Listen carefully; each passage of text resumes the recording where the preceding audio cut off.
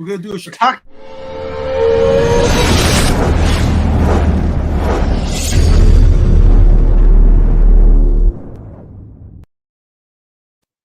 Hey, what's going on? I hear we're doing nothing today, so that's good. That's good talking news. about the latest issues with the soccer team that Mark was coaching. Hey, people love that segment. Leave that segment alone. It wasn't the latest. That was I retired that one. I've already started a basketball camp that I'm way over my head in, but it's going pretty well apparently. Does the rec president like you more there than the soccer president? Well, you have to like me there because that is at that's at our school at our. All right, guys. I think we're going to be talking about a little bit something like Star Wars, a little movie called Star Wars or something like that. I don't know if we're going to talk about a little movie called Star Wars, but good reference there. Let's say hi to the chat. Then we'll tell you what's going on this week. All right. Hey, Ruben's first. Star Wars Sunday. Can't wait to hear the rants and SW talk, Star Wars talk, which I don't know how many rants we're going to have today. Star Wars Sunday with the Darkside Crew. Baby, give me some of that good stuff. Peace. Oh, yeah. I got a rant coming in for Dom later. Oh, Jesus. Lord. Always. Thumbs up, GT Key Comics. Hey, thumbs up, thumbs up. Prime, what's good? Vader Prime, Sunday night, Star Wars night. Where else would you rather be? Question mark. Cheers and peace. No place. Hey, how'd your Cowboys do today? Thanks a lot. All right, Dusty Baker. Qi'ra should bleach her hair and get some purple contact. That's right. Let's bleach it. You get me tipped over. We're starting ready. At a concert, have a good show. Thank you. At what concert are you at? If you see this, enjoy your concert too. Have a good show. Thank you, Renovision. Hi. Happy Sunday, Darksiders. Happy Wookie. We're going to cover the book this week. 2 of us read it, or at least I listened to it at 1.7 speed. The Joe, one who wanted the book more than anything else in the world. Excited about it. The guy who only likes the writer, and is the only reason why I read that book because he thinks the writer's top 3 dead or alive. Read it, but like the guy who really wanted the book didn't read it. Happy Sunday, Darksiders. The Force is female. Captain told me so. Okay, Chuck. I don't know why. I assume that's a troll on Dom. What's going on, Darksider? What's going on, John? Always trolling the mirror. Hi, everyone. Apple. Hey, Mr. Appleman. Hello. South Park agrees with Dom. Kathleen Kennedy is the root of all evil. Yeah, so I watched some of that show, and I'm not quite sure Dom and Jedi understand what sarcasm is now. I don't think they do. I think I was right on that one. I think they're making fun of the trolls who make fun of Kathleen Kennedy. Which now makes me question a ton of things. Like, do they not get what goes on in this show? I don't think they get what goes on this show either. My mind is blown at this point. Anyways, I'm not going down that rabbit hole. You hope we talk about our favorite herbs and seasonings. Yep, good callback, John. Good callback. Good evening, gents. Wondering who? Yeah, I know. I don't know why I did that in the intro thing through StreamYard. We need to get rid of StreamYard, but we paid for so much that we can't get out of it yet. Alfred. Hey. How's it going? If you guys haven't checked out his book, check out Tack. We reviewed his book on Tack. It was a pretty darn good book, to be honest with you. A lot of nostalgia feeling to it. Good job. BK for life. I'm here for the 30-minute Dom segment. There's gonna be a third. I know this, even though I warned Wayseeker. I know there's gonna be a troll coming up and trolling Dom here in a minute. So I think I was good this week. Isn't it as well? But at 1.2 speed, I had to do it at 1.5. I just didn't have enough. You know what the problem was? I'm not gonna get into it, but we did have a water leak in this house, and it sounded. You can't hear it anymore, which is nice. But it did sound like an airport. Is all I can say in here. Like, whoosh, like I agree with you. They're poking fun of both sides. That's what South Park does. Probably. You got it right. I could talk about the Rhode Island Comic-Con. It is a big con, but a shit show. It was? Okay, well, why don't we wait till the end for that then, Dom? Thank you very much. We'll get to your craziness later. All right. Before we do that, let's start off with the week in Star Wars. We got a powerful. Oh, yeah. So, hey, real quickly, we're covering a bunch. Actually, this is really funny. We're going to cover some Qi'ra keys, and I really thought that they would be worth a penny and a nickel, but some of them might surprise you real quickly. So, our little intro is in a tease. We're also going to cover the novel. That's what got us on the Qi'ra keys. We're going to cover at least a portion of the High Republic keys for the Masters, which that is semi-depressing unless you haven't bought them yet. Oh, shoot. I got to go look at our book, the last book, to make sure. There was 2 books, but because of daylight savings time, I don't know if one of them we can use. So I'm going to pull those up right now while we go through news. If you would, Wayseeker, go through news. Sure. Let's get going. Thank you. All right. So Timothy Zahn was at the con that wasn't a shit show this weekend in Minnesota. Minneapolis had their con, and I think he's from Minnesota, if I remember right. And so he had a question and answer time about his thoughts on Ahsoka. He didn't hate it. He didn't like it. There are things he liked, some things he didn't hate, whatever. Kind of neutral about it. But he did address, Thrawn's, what was going on with Thrawn and how he wanted to be part of the Empire and all of this. Yeah, for the Empire talk. And as his understanding of it, giving one possible explanation, he argued that because the New Republic was demilitarizing and was getting out of the military and not building into the ships and everything like that, that Thrawn wasn't interested in the New Republic. He was interested in bringing back the Empire so the Empire would get the war machine going back up to help out the Chiss. So he said, I'm not listening to anything you say because one of the books is ready and there's only 7 minutes left. Should we do it? Yes or no? Whatever you want to do. So that's a no. No. So you would really like this article because, again, it was all about Thrawn's motivations and how Thrawn's motivations, even in the Ahsoka show, are for the Chiss to fight off the Grisk. That is too. I mean, he's going to keep pushing this out, right? Just to undercount. He's not going to stop. No. And he shouldn't. I agree 100% that there's no way he should be stopping at this point. He's the one who came up with it. He's the one who's had all the ideas on it. I think it's like the one person who actually can say pretty much F you. We're going to review another comic not too long from now. We're going to review one on or a book from E.K. Johnson. And for those people that don't know what happened and blew apart and wrecked. And then if you're not watching, I mean, if you didn't read the Thrawn trilogy, there's a lot of stuff that he did. Go pick up the comics. You can watch that real quickly if you want, or read that real quickly, listen to it. He's really, effed around with them, right? He's put holes in the books that Timothy wrote. And by the way, he's kind of, I understand Ahsoka was his character. So the Johnson book, I guess he could do what he wants, but that's professionally rude, right? Right. It just is. You don't have somebody write a book and then drill holes into all of his stuff. But what he did with Zahn is he took a character that Zahn created. That's Zahn's baby, not. I know. Not. He did make one comment that was pretty good. He talked about where was Thrawn and Ezra for 9 years. Yeah. Well, I guess he was in Filoni's basement because there's nobody else can tell that story. That's what he said. Yeah, I guess Ezra. Dude, fire! Filoni's basement. Oh, damn! He just not even trying to mess around anymore. Hey, that story's got to come out eventually. That story's got to be made. I thought that was pretty funny. Yeah, if Dave gets fired, it's gonna come out.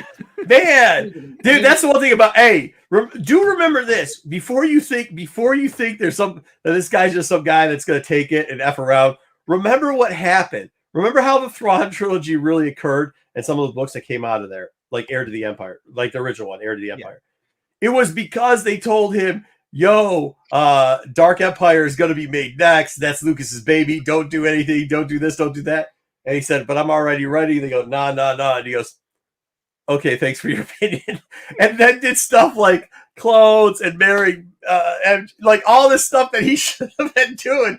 He literally threw that shit in the books because it was like a fuck you to both Lucas and like, hey, don't tell me how to do my job. And to who's the hell was writing Dark Empire?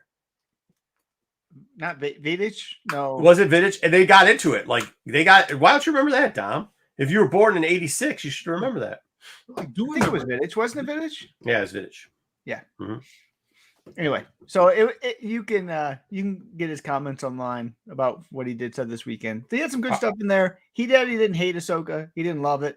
Yeah, I could see why he could be. Yeah, he's kind of like right in the middle. Right in the middle. Hey, real quickly before you get to the second one, this is the book we got to talk about. We should have done this ahead of time. This is my bad. Sorry for breaking. We'll get better at this, but people do love this segment. I wish I was born in 86.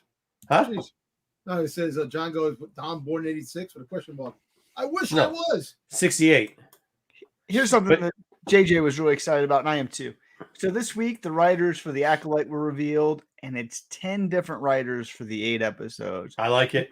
Which is great. They had a huge writer's room, and everybody got to contribute to at least 1 or 2 episodes. But nobody got to contribute to more than pretty much like 2 episodes as the main writer. And so they had a strong room, which means they're going to have lots of different opinions and lots of different voices. Hey, Jeffrey. And it shouldn't get into the same trouble of Filoni. It's hard to get that high. I mean, I know people like it in the other one. I got a question. If Star Wars 1 is the book to get, is it worth getting in? Yeah, sure. It's worth getting in 9.4 and 9.6. Yeah. People love it. 9.6 is reasonable compared to the 9.8. 9.8 is ridiculous. 9.6 is all day. Anyways, this is what I'll say about this. If you remember Mandalorian season 1, that was one of the better parts about this. And it's either going to work very well or very poorly. It works well when there's no mid-season number 6 like big climax moment and then a downfall for the next 3 episodes. It does not work well. I mean, that's when it doesn't work well. It works well when everybody gets like stacking on top of each other. So let's hope that this starts stacking on top of each other. Yeah. I mean, this is what we want. Remember the High Republic had a bunch of people writing. Just tell me one thing. One of the writers is not Ireland, is it? No. And another one is not Man, is it? No. Nope, just not going to be in the series. God. Elzar's going to be dead by then. This is 100 years not Elzar, after. man. No, I'm saying that. Who's the guy that writes all the Knight's Tales? George, yeah. Tell me that guy's not anyone. He's not involved. Okay. I'm okay then. I'm okay. Yeah. Huh? Because I'm telling you what, every alien race has they can live 200, 300, 400 years. Look at freaking Chewbacca. Maybe he has the same type of thing Chewbacca. Elzar's a human, though. I get what I'm you're talking saying. about freaking nubs. But Elzar might be the Obi-Wan of this fucking story. We already know that he ghost planets somebody and has like flashbacks, and we'll get into that later because he's a master at this point. But he might be the Obi-Wan of the High Republic. We'll find out. Clip that. Next week, what I want us to do is I want us to give our predictions for Phase 3. So, because it's starting next week. So we should have our predictions, put them on camera, and see who gets them right. And so we'll figure that out. That's just going to be me and you doing predictions then. What's the point? JJ can come on. JJ said he'll come on. Okay, cool. We'll get What about JJ. me? 146. What do you have? What do you have, read Dom? books. I You read don't the read book. comics anymore. Hey, listen, I do read comics. It's just I haven't had a chance. Yeah, no, he read some of Phase 2, so that's okay. I read Phase 2, but I read all of Phase 1. Dom, give us one thing that you feel is going to happen with the High Republic in Phase 3. I figure Montan's Road is going to freaking goddamn dominate, man. He's going to freaking kick ass. That's what I want to see. That's the one. Thanks, JJ. The one part. All right, cool. Sounds good. The news of the week. Young Jedi Adventures received 5 Children and Family Emmy nominations. Leading the way right there. New episodes drop this Wednesday. I'll be binging it. Slow your roll. First off, they're like the only kids show that came out during the writer's strike. So like you're kind of rigging the shit for yourself. Hey, all right. Hey, let's not. I always rig it for myself. That's how you play the game. Catherine Kennedy really is part of whatever this award is, anyways, the Emmys, and that's the only reason they're doing it is because she's really taking over and trying to push her agenda on Little Jedi's. She paid for the award to get to because she's really a blue furry. Hey, blue furry. Always rig it in your favor. That's how you play. Nothing wrong with that. Anyway, new episodes do drop this Wednesday. There'll be the Bell. There'll be the other people from the High Republic. These will be the first episode where Kevin. Dude, hold on. Give him the Star Wars #1 high grade with 9 spy ticks just sold for $105.50. Good job. That's high grade, brother. That is high grade. All that. Anything else? Like, was it missing a quarter piece? Did rats get at it too? High grade, dude. Where is the bell? Ring the bell. Go ahead.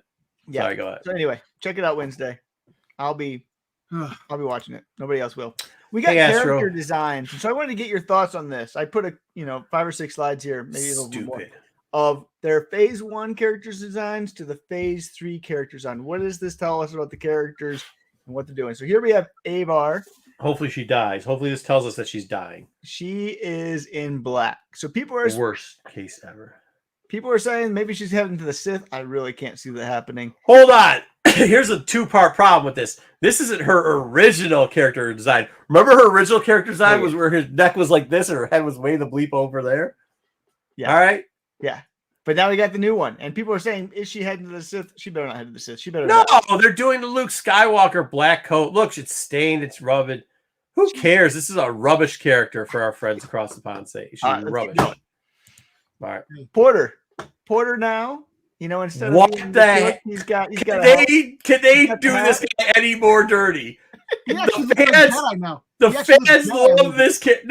He looks like a guy who should be cosplaying somebody from the speaking of that, awesome thing, Shogun's coming back out. They're redoing Shogun on FX. Really excited about that. But from the Shogun era that should be doing that, crossed over with a pirate movie. This is not okay. I'm telling you right now. I don't know what Catherine Kennedy's agenda is, but it's not okay, Catherine Kennedy. He's got a black eye patch now. He's got the black eye patch instead of the brown one. And now what is going on with this dude? Is he gonna take his hat off and just throw it? It's gonna be like a spinning weapon, like Big Trouble in Little China style? Yeah. What the hell? And now he's got suspenders. He's got suspenders on. Darth Vader suspenders. He's got he shopped at her universe. He's got the man purse there too. He might be going dark too. He's in black too. Maybe he might. This is literally this. You know what happened? God bless our girl at her universe, but he went clearance shopping at her universe, threw this costume together. He went to the Pirates of the Caribbean section. He went to the Star Wars section. He went to the Marvel section. He went to like whatever other section. She got like a ton of different sections. He went through and just grabbed every cheapest piece of. Dude, they need to stop messing with this guy. I'm sorry that I'm sorry I went to Charles Soule and told him he doesn't know what he's talking about. And dude, you don't even know what this guy looks like because they continuously since then have made him look progressively worse. Like, dude, this is not. What are we doing here? And now he doesn't even have the like shaved horn things that were a thing. Then they came up with another character where they have the shaved horn things too, which aren't shaved. This is just it's absurd. Why must they mess with the characters we love? Oh, he got Bell here with the short hair. You know, he got that, and he's got some like, you know. Why is he shorter? Arm guard. Yeah. He looks. Did he shrink? His face got different. His face is different. He did. He's like, why is he scowling? Like, I don't know. What happened to this dude? Why is the dog like a Mexican chihuahua? Dude, you can't do this because look at the facial structure on the left side. I know. And then look at the facial structure on the right side. It looks bad. It's two different types of people, man. You can't do that shit. You can't do that shit. It's fine with his haircut, but it's the face. The haircut isn't the problem. He's older. Come on. It's your face doesn't change. Your face will get big or something. Dude, look at. I'm not gonna get into it. No, absolutely not. It's different, but it's Kyle. Yeah, Kyle. Where's Kyle? The game. Dude, Kyle. Dom was telling us before the show that he loved that game. I told you he was gonna love it. Wait, who's this and that? Dude, Dom said he loved that stuff. He said it was hilarious, man. Good job. Yeah. Buryaga grew though. He became a lesbian. Buryaga got taller somehow. You know, he keeps growing. But he also is. Which this stinks because now that he's got the different look, he doesn't look much like the one that was in the supposedly in the Acolytes. Yeah, maybe. We'll see. That one. He doesn't look like the most reasonable. The ones I've seen. What? Yeah, he looks taller. He is taller. He should be. You should. As time goes by, unless you're turning 60, you should wait. Dom, when you were 12 and when you turned 21, were you taller when you were 21? Yes. Okay, so then why the hell is Bell shrinking? I don't know. He's getting older. You get older, you become a hobbit. I don't know. That's when you're like 90, not when you're 21. What the shit? I knew you were gonna love this one. What the shit? Why has she got a turtleneck on? Did she go to the Back to the Future fucking store and buy this bullshit? She went to the Gap. What the fuck is this? Who's drawing this horse shit? Why would you fuck up good things? And she's smuggling something. Wayseeker, I fucking hate you for this. I can't help it. I can fuck you. Yes, you can. And she's smuggling. I was trying not to swear, but I'm trying not to swear. I'm trying to swear last, but you were an asshole for this. What are you doing, dude? Purple hair now? Was she trying to be like freaking goddamn freaking diva? Freaking, how did her skin color change from like lizard green to fucking neon radioactive green? What the fuck? And purple hair. So she's diva. What's her name? Diva. what's the face? Diva Lone Pop? Is that what you're Diva trying to Lone say? Pop. I don't get this one at all. That's one of my favorite characters, so I really hope they change this. Oh, this is all types of fuck. Not good. Now wait to see what she shows up like in that show. Wow. Look, she looks like she has a bulge too. What the fuck? Wow. What? Yeah, what kind of homeless traveler is this? She looks like a hobo. No more Jedis. Hey, we do know that they're still Jedis after the High Republic, right? They still are. They didn't just all turn into hobos. I know, no, but she looks like she went to the Gap. It looks like she's going to the ski lounge. A large. Thinking they go hang out. She looks like she went to Goodwill and picked up some shit and just threw it together. That's what it looks like. Whew. Her pants don't even fit. She's flooding, dude. But her hair is short. Remember, she had was she bald in the Acolyte? Yeah, she was bald, right? Yeah, maybe. I think she was, but it's like 100. Maybe they put fake hair in. You don't know. Yeah, they get a CGI that. Gal Staros, she's got the old black, and she's like left and joined the Nihil and left the Republic. She's also got shorter. I'm not sure how that one happened. No, just the way the pictures are. It's not that, just the way they drew them, but the hair got shorter. Yeah, but at least her facial structure is similar. Yeah, it's good. That one, at least she has this one you can't complain with. Whatever. Martian, I don't know about this one.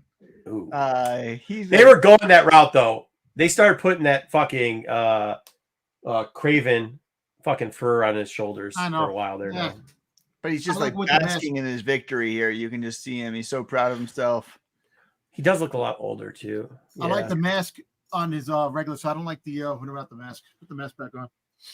Yeah, I like the mask back personally too. Dude, you know what that means? That means George. Hey, that means George is gonna be writing some shit on him because they have a new character who they introduced as well. Who will be the minister? No, dude, I was talking back here. That George is gonna write him because he does look very regal, like he's from. We know George is writing the book about Martian Row. The Triumph of Martian Row is. Oh no! No wonder he looks like this, like a dickhead from from King Arthur's era. That's his no wonder. George's book is the Triumph of Martian Row. Fuck! Why? We're hearing it in 2 weeks. Why would you let him ruin some shit? I didn't let it do it. I didn't do it. Wayseeker, this is on you. This is on you. I hate you. They fucked it up because you. Wait, Dom, I'm on Dom's side. We hate Wayseeker at this point. Like I said, I'm not trolling Dom this week. I'm trolling you, Marco. Yeah. Did you draw this Wayseeker? What the actual I did draw it. Dude, what is she wearing? This is absolutely disgusting, man. Oh man. So we got a new character they introduced as well. Might be one you take a look at. I have no idea. Baron Bulan. He is the Minister of Advancement for Martian Row. What is that? What's the Minister of Advancement? I have no idea. But this guy has got some crazy stuff coming off of his device coming out there of his back or whatever. So wanted to take a look out for. And we also got news there that General Vice is the Minister of Protection in Phase 3 for Martian Row. Okay. So that was hiring mercenaries. Okay. That was the other news drop. You know who's gonna kill General Vice, right? The Blade, Porter. You think so? That was the adversary from that's why they set up the duel. I know it's there, but you know who I think Laura D is gonna come in and slip the neck. No, I think it's gonna be a big duel and Porter's gonna take. No, hopefully. Somebody's gonna kill that son of a bitch. Yeah, Porter's gonna do it.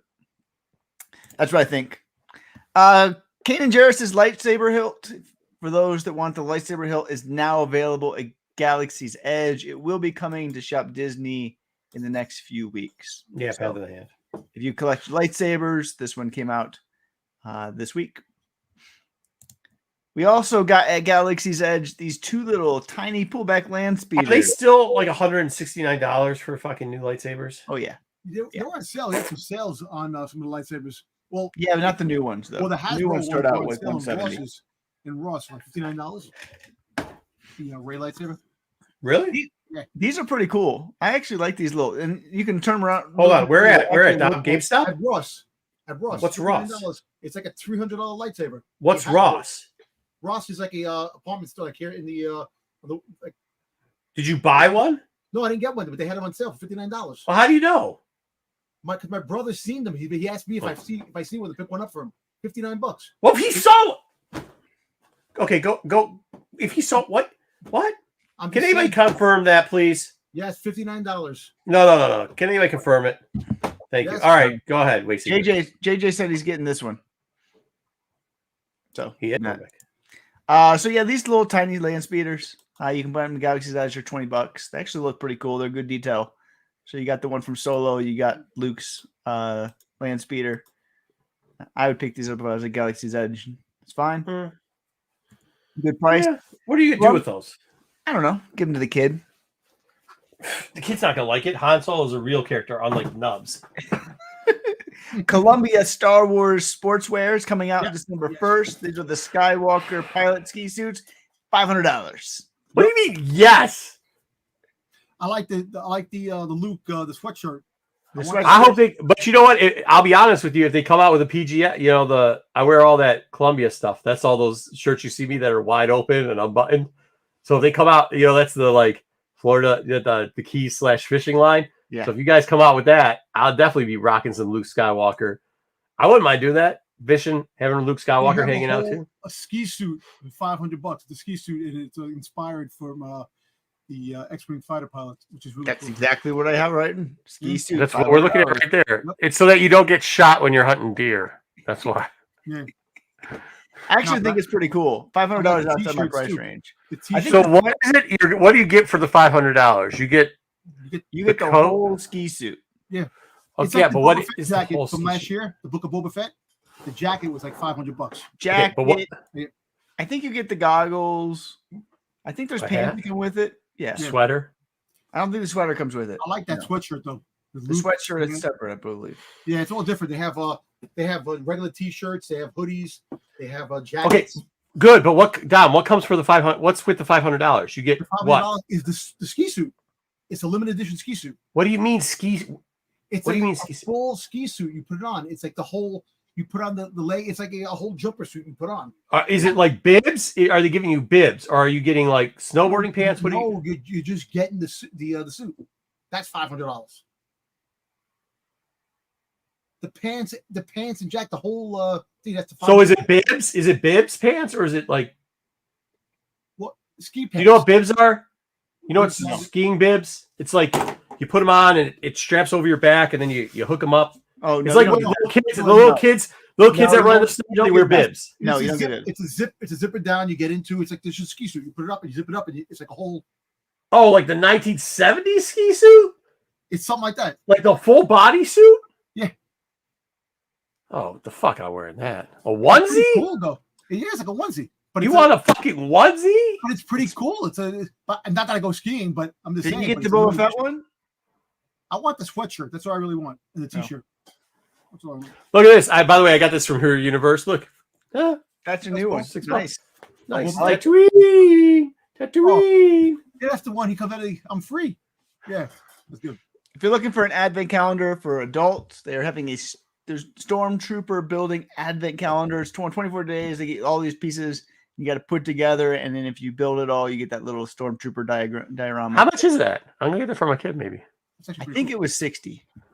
Shit, those Lego ones nowadays are $50. Yep. Pay $10 more to get this thing. Yeah, no, it's pretty cool. Yeah, like a flight suit onesie. Thank you, Double J. Like a flight suit onesie.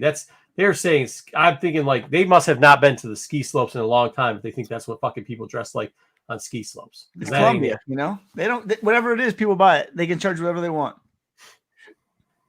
That's how Columbia works. But no, I'm saying you too. How are you in Colorado and not know what people look like when they're skiing? I got work every weekend. I ain't got time to go. Go there. It's not like ski hills aren't open Monday through fucking Sunday. I do things on Monday through Friday. Watch a blue freaking thing. Get out of here. Get out of here. Now. Excuses. It's cold. Yeah, that's why you.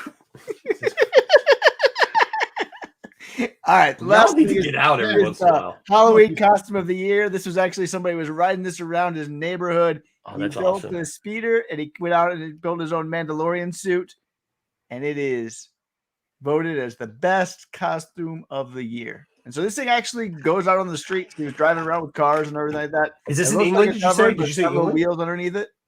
What? Did you say England? No, it's somewhere in the United States. I forget where it was. Yeah. That type of infrastructure is in the United States someplace? I thought so. Clay housing on roofing with There Old I don't know, Grail. maybe you're right. The flight suit right there. They're driving on the other side of the street, so you might be right. And on the other side of the street, yeah. Yeah. Plus, the people in English I love all of our friends over there, but they get way more time to fuck around and find out than we do over here. They do. So, But no, this I is mean, pretty you know cool. what I mean? They had a video of this guy just driving around up and down the street, and everybody was just staring at it. So it was cool.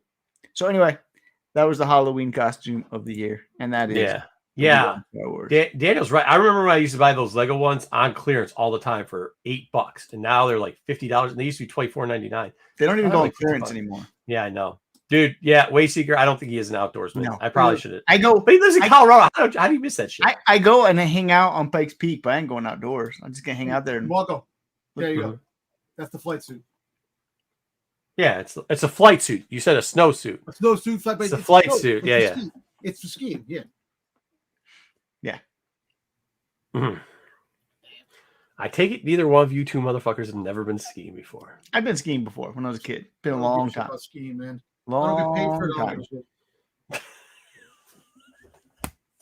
All right, good chat, boys. Next up, let's check out the price on this Boba Fett book. See if it's gone anywhere closer. Comics. We'll start off with. Well, both of them were dog shit. So pick which one you like worse. This one had 5 covers. Do Life Day. That'll be the Star Wars. What? I'm just saying the Life Day cover. I like that cover though. Dude, I ask the boys. Ask hey, no cap. I'm not playing around anymore. Ask everybody. Not one person works more than I do. I work my ass off all the time, dude. And yeah, I sleep like 2 hours a day. So yeah, I have a fishing boat that I spend like 3 hours on too a day. So yeah, I do. Yeah. Right. All right. Here we go. Star Wars 40. All these covers suck. But the insides are worse. We get to hear a droid threaten Lando that if he returns them to the rebellion, that what the hell is he saying? He's like, oh yeah, they're gonna be pissed because you stole me from the rebellion in the first place. I completely forgot that he did that. I think everybody else did too, because that book sucked also, so nobody cared. So then they go back to Lobo and Lando on a date, and Lobot's just calling him a liar the whole time, and Lando's like, no, I had a plan. He goes, your plan was lying. He goes, it worked, didn't it? And he's like, yeah, I guess it did. So then he breaks glass. He's like, hey, we'll pay for this, which is just more of him lying. And he goes, hey, buddy, I lie, but I still love you. And that was the end of that story. I don't think anybody cared. There's lots of words there. He goes eventually to go see Leia. Was so bad. This wasn't even Leia. This made no sense. And then Leia's like, oh no, I put the rebellion first, but for a friend, I'll leave with you because you said the word Han, which whatever. So they go to this planet, and this planet just has a bunch of things going in there. Like, the robots will take over. Leia always puts her friends first. Yeah. How it works. And she's like, no, I never do that. I'm always for the rebellion. It's like, whatever. So dumb. Whole thing is dumb. Dude, people are killing it on this. Because, anyways, this was also dumb because then Lobot's just looking in the eyes with a bunch of people with cybernetics. They've captured like half the people. But for some reason, then they want Luke because even though he's got a cybernetic hand, they want him not because of that, but because he knows the Force somehow, and they're going to learn the Force or something. And then all of a sudden, all these guys are like, we're going to kill them all. And there's a bunch of them. So then Lando shoots him in the head. Boom, bang, clunk. And then Lobot's like, you just wait because I'm really possessed and we're going to take care of you and we're going to kidnap Luke. The end. That story sucked. Nothing happened. Nothing happened. There's so many words for absolutely nothing. Wayseeker promised us that this hyperspace story fucking arc was going to be amazing coming out with #1 stuff because of this stupid bear. How many bears? I love bears. I can't help it. I just love bears. This is not the first appearance of Bad Batch on the cover, but Dom? First appearance in the book. There you go. Also, first appearance of Teddy Bear with the bandana on his head. Exactly. Good shit. Well, it's the first full appearance of Wrecker because he showed up in the end of the last book. A cameo 1 page. This is the first full appearance. Well, no, that would be a first appearance of Wrecker because we already know who he is and we knew what his name was. So technically, this is only the first appearance of all the people but Wrecker. Yeah. Of the Bad Batch. So you said it right the first time. Okay. All right, cool. Yeah, it's no longer the pandemic and people making fucking word salad bullshit up anymore. We've all seen past that now, right? We're in a place where we can just call first appearances, and not put a bunch of fucking thing on it.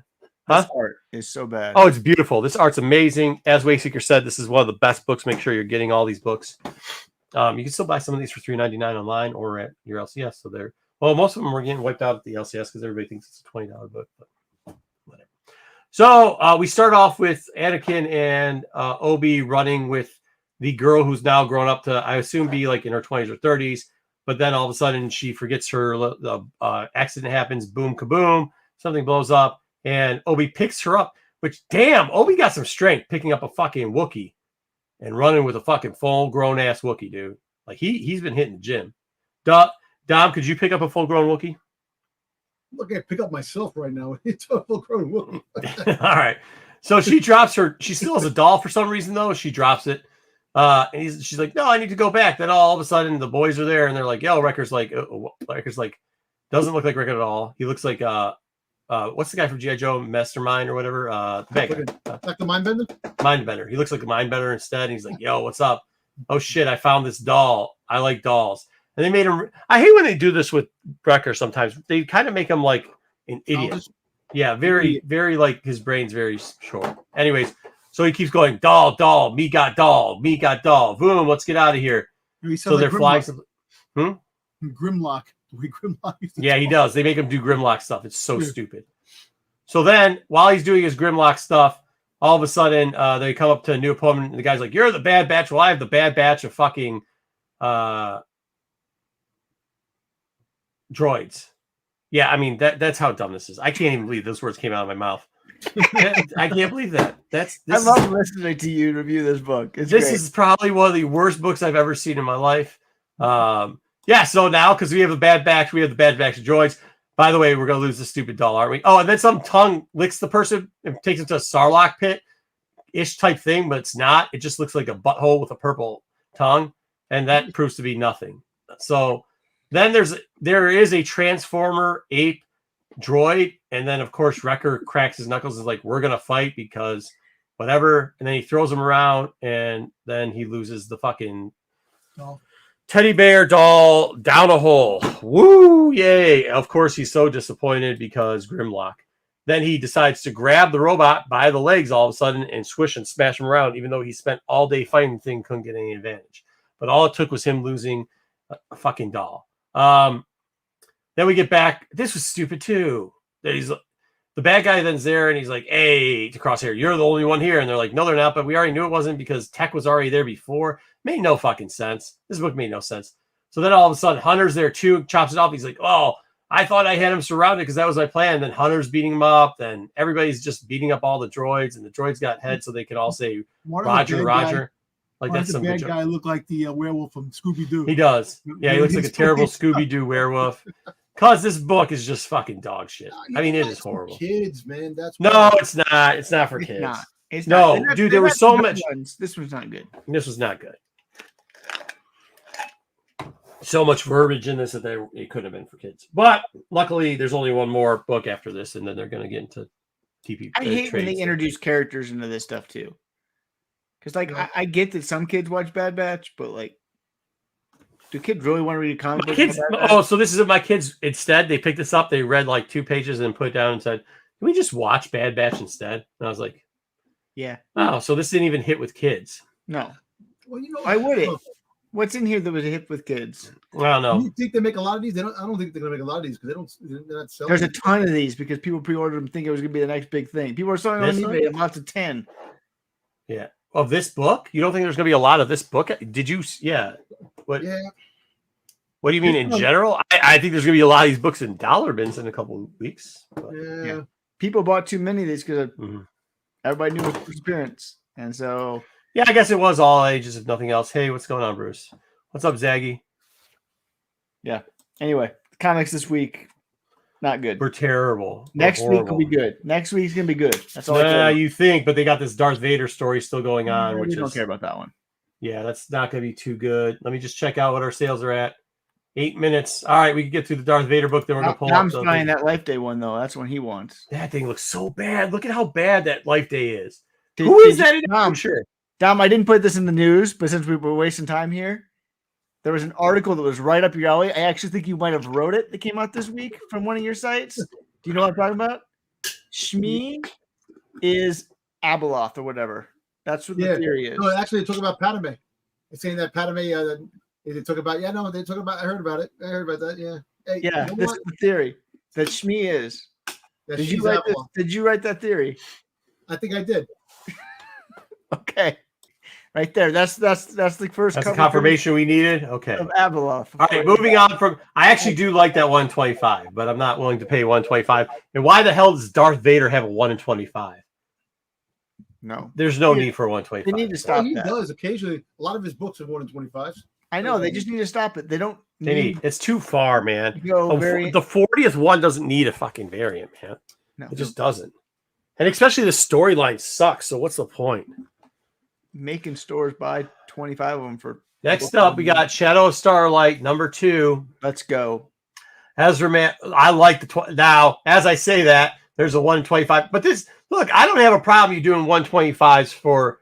I actually think this is more reasonable. You're doing a 125 for a limited series, and it's a #2. Yep. Like, think about that. That's #2. They have a 1 in 25 for the 40, and that looks like crap. I like Ezra Man, dude. I'm still not buying it, but it's I like that Ava Chris cover. Like we don't have 74 of them already. And she looks short, chunky, and has no face. It's better than the one we saw at the concept art, though. Yeah, but no, is it? It's not black. She's not in all black mourning. Yeah, it's better. But that's what she's supposed to be in. This is her new look. Well, this is between the phases. So. No, this is phase 3, buddy. The year between. It's the year between. This is phase 3 coming. This is the limited series that takes place between the both phase 1 and phase 2. Yeah, I get that, but that's pre-phase 3, which means it's phase 3. Okay. I mean, if you look it up when they solicit this, they say it's part of phase 3. But this just the first comic was really phase 3. Good. Phase 3. Yeah, so this would be good. Plus, it brings Ezra Man back, which we really like. Chris, I don't know anybody that can tell me why they like Ava Chris. He's got some demons he's got to exercise. Dom, why do you like Ava Chris? I don't know. Just something about her. Because it's a girl. She's with a lightsaber. Girl, though, something about her that she actually the force. She feels the force through music and stuff like that. I like it was good. It was good. Dom likes the music. You like the music that she sees hears the force's music. I like that. I like it. It's really cool. I think it's different. It is different. On, listen, I tell you why. Listen, I like certain things, and I'm not a big fan of a lot of shit that's coming out, but I do like certain things. Aspects. Ruben, you gotta knock that off right away. All right, what do we got on the time on this comic? What do we got on the comic? I probably like 4 minutes. Hold on. All right. 5 minutes. All right. I'm on time. I'm on track. I'm tracking. 1 in 100. Yeah, this is stupid. It's 1 in 100. It's connecting too. So they're gonna do 1 in 100s for who knows. But I do like that virgin cover. It looks pretty cool with the flags in the back. I hope it's 4. I hope it's just 4 connected, but still, what a waste of money for whoever's buying. I know, it's just gonna be the good part is you could get the trade dress too. I have it behind there so you can't see it. So you could get the connecting covers for the trade dresses. It's kind of cool. I like the way the background looks all rugged and the freaking flags and it looks like that on the trade dress one too. Yep. I don't mind the cover. I don't like virgin 1 in 100s of trades. I don't think you're wrong with that. The woo, I don't know what the coloring on the I like. The one's stupid. The A cover's just stupid. The 20 the 1 in 25 people were really excited for it now. I thought it was crazy because her eyes are blue and whatever with the nameless. But I don't know. I just want it to be good. A hashtag. It's a older version of the first issue that came out. So basically, we know what it is. Yeah, I'm just. Yeah, you like that or you don't like that? It's not bad. It's not bad. No, thank you for that.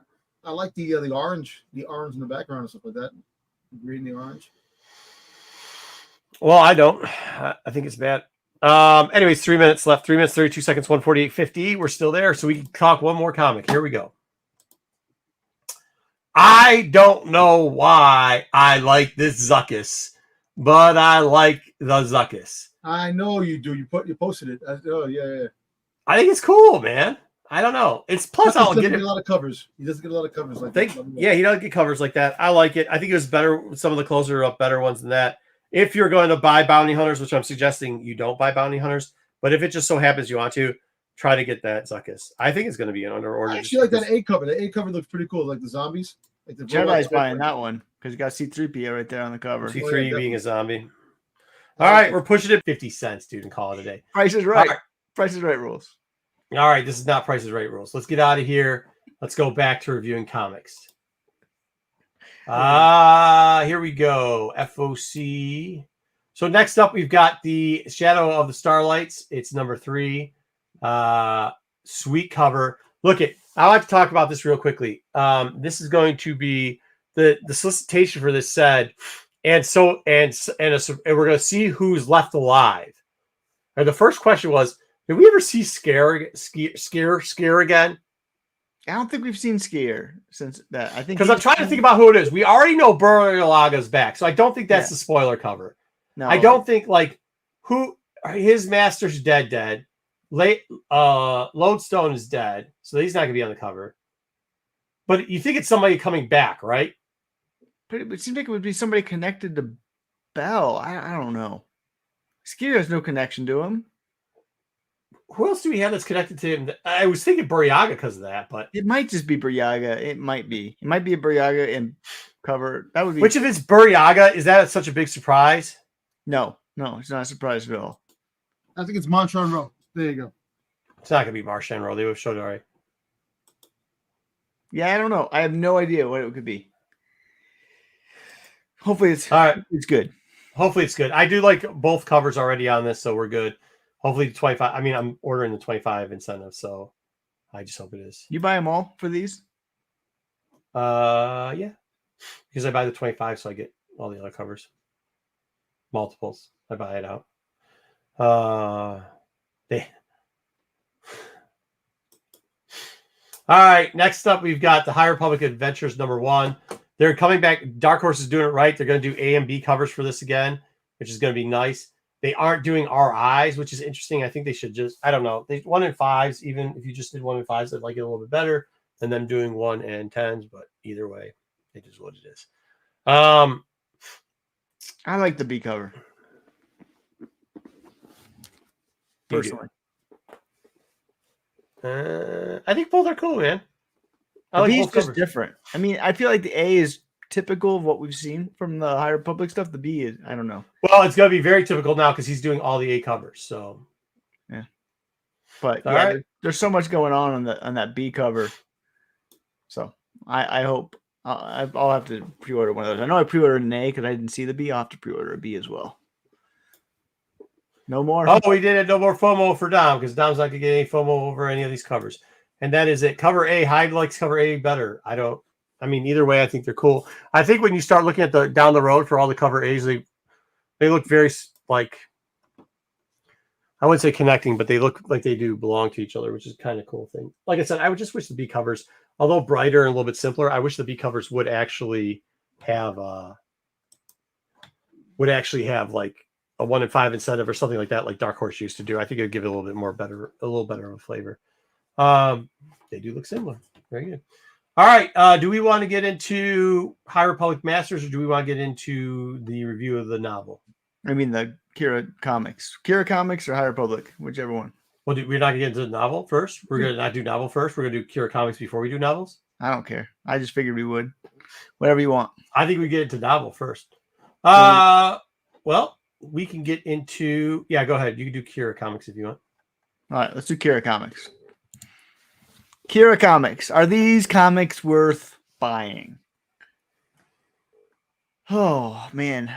This one is really fascinating to me because this would also be some of these would be really good on, how low can they go? Because some of these comics were really expensive at the height of Book of Boba Fett when everybody thought Qi'ra was coming in there and Dom was spouting his mouth that Qi'ra was the bad person behind all of the stuff, for I gotta be honest, I was surprised looking over some of these comic books because some of them I was like, some of them did what you thought they were gonna do, but other ones it was like Some of them held up. Yeah.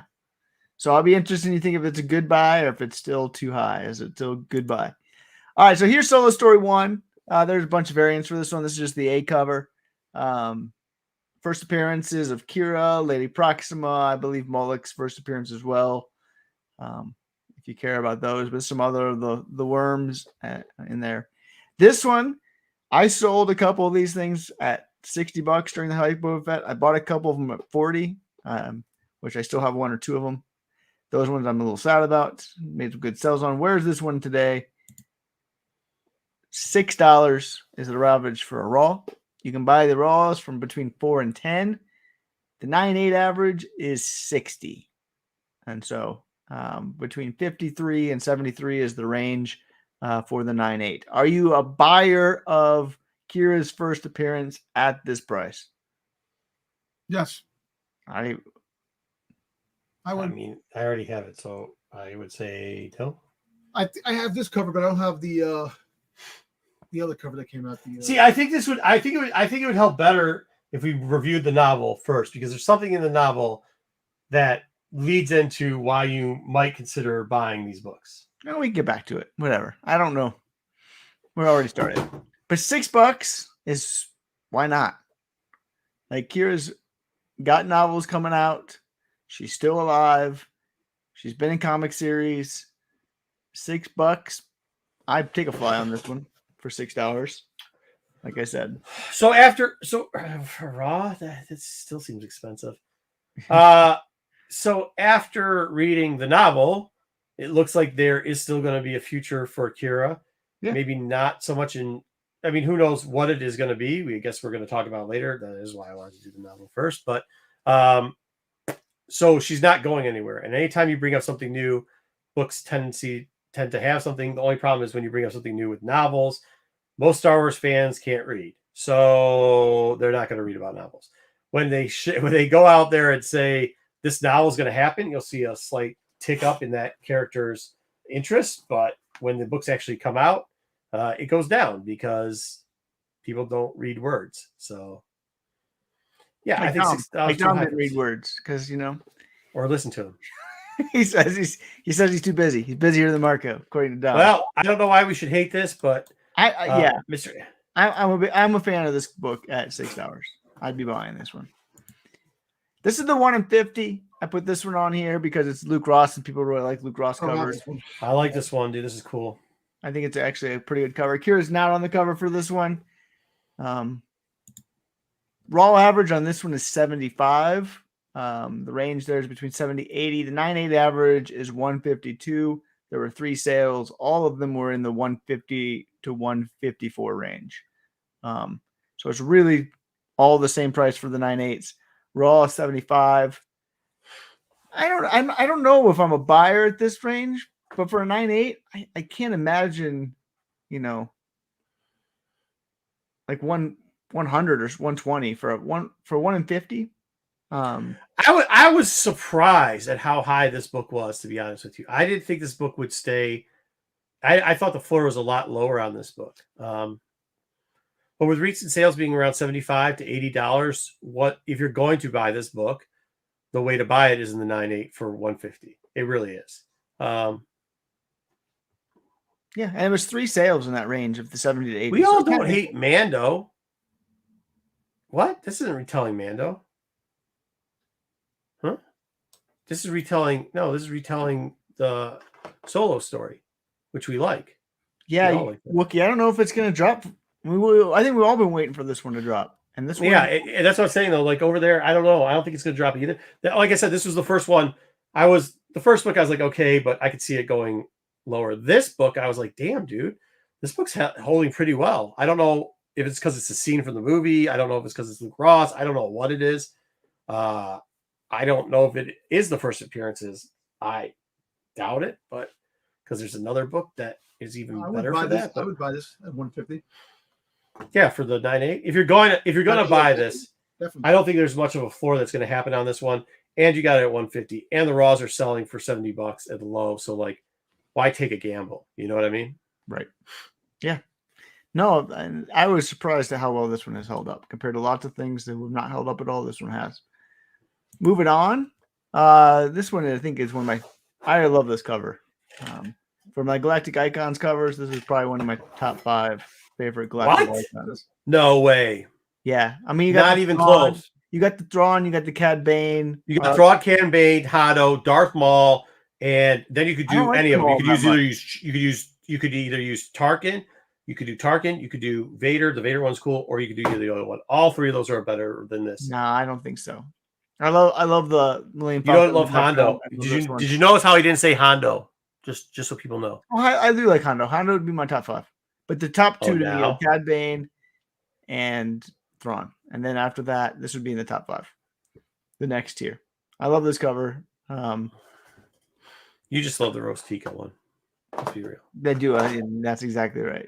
Give me a Nubs one of these next. That's what I really want. What do you think about this one?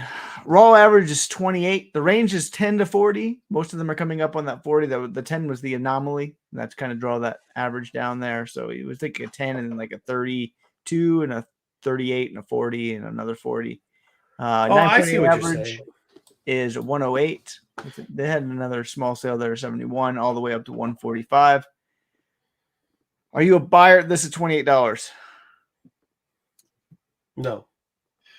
Sorry, I have a couple copies. I would buy it at 9.8. If you haven't finished collecting your Galactic Icons covers, then $100 for, I mean, especially considering somebody got one for 71. So like $100 or below for your 9.8, not a bad price. Once again, a very surprising price, not a bad price though, right? Especially the raw going for 28. So that's kind of whatever. But if you do have it, I have the whole set for this. Yeah, I mean that's why I got cheap. So like I wouldn't buy another one. You do like this cover? That's cool. Yeah, John. The difference between it is they're just pushing out those other books. Like the inside of this book isn't anything great or special. I think the Cadet Soul book's better. But at least they put decent covers with this. They did. They did some good covers. We'll get to the next one coming up here. And by the way, this isn't Hondo. This is Star Wars. It's a different book. What? Isn't this? This is Star Wars. This is not not Hondo. I mean, this isn't the Han Solo series, right? No. This is Star Wars, Star Wars 47 right there. Yeah, 47. Galactic Icon. Mm-hmm. So here's the big one. This is Solo Story 5. This is the 1 in 25 by Forbes. This is the one that everybody loves. And I put sales on here, and these sales are for non-signed. There's a lot of signed copies of this thing that go for way higher than the prices are that I have listed.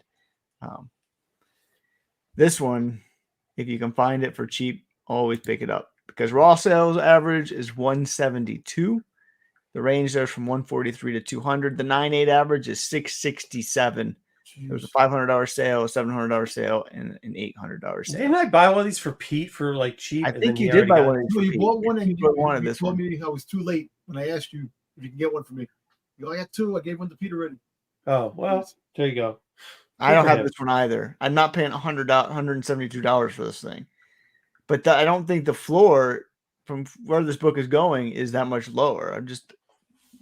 Well, no, because back then even it had come back down from a fallout. It had gone down to like 120 or so. So look, you know, I don't think anything in the future is going to come. You know, I would love to see a Crimson Dawn series, but I tell you what, we have a better chance of getting an animated series, with going on or with them in it. Yeah, this book that doesn't matter by this book. It's like the Matina #1, the Thrawn one. It's like, what other books are out there? There's a couple books that Mace Windu. It doesn't matter. It doesn't matter what happens. The people who like these 3 characters, this is the book they want. They want it because of the cover. It doesn't matter what the hell's on the inside. It doesn't matter. My favorite number. Huh? My favorite number 5, which is kind of Dom's buying it because of his favorite number. No, because I have. Believe me, I have a lot of things that I like because of certain things. Marco's going on why people buy it. Dom's like, my favorite number 5. Yeah, I mean, people who have got kneecap fetish like this book, I mean, all that type of good stuff. But yeah, I guess people who like number 5 for some reason. Bet on number 5, baby.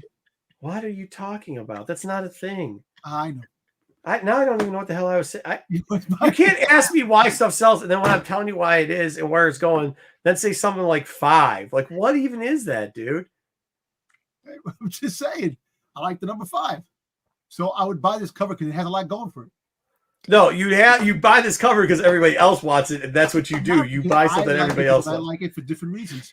It's an expensive book. It's a beautiful book. You have every comic book that has a number 5 on it. Then is that what you're saying, Dom?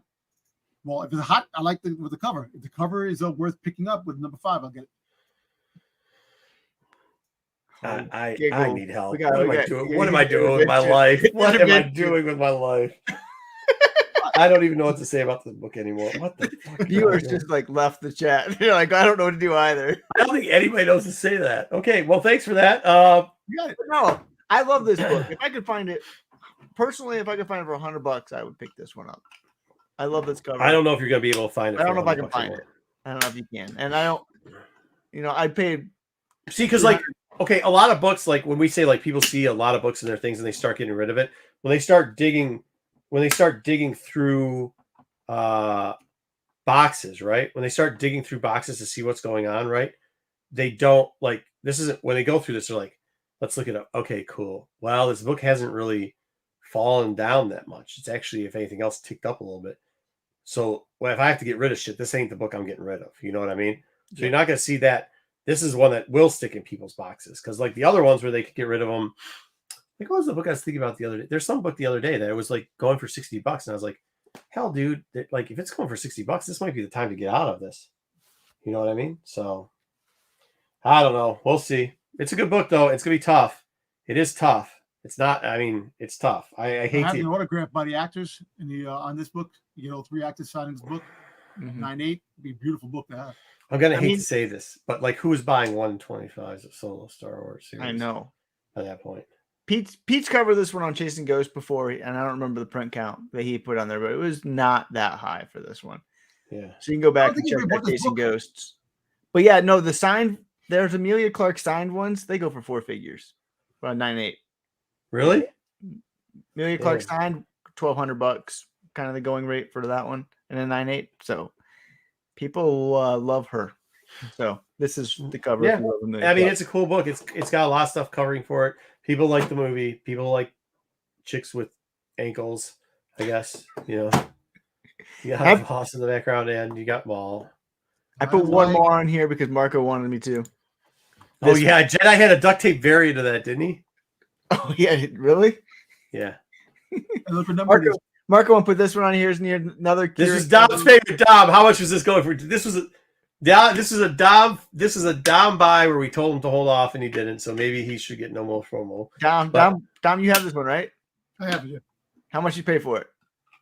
I think $20, $25. Yeah. That means for employee discount, bro. 1 in 50. That's not awful for you, but you'll be kind of sad when you see what the prices are going on this one. Hey, listen. If you like Qi'ra, this might be the book that you can afford. This is why I wanted to leave people this book he's like, all this book is not like, I was so shocked. I thought more books were going to be like this one. I was extremely shocked at how those other books were doing. This one, their average is 6. There was one sale for $14 that threw the average off. The last 2 sales have been under 3. There was another sale for $2.50. You can pretty much wait and find this book for $3 for a 1 in 50.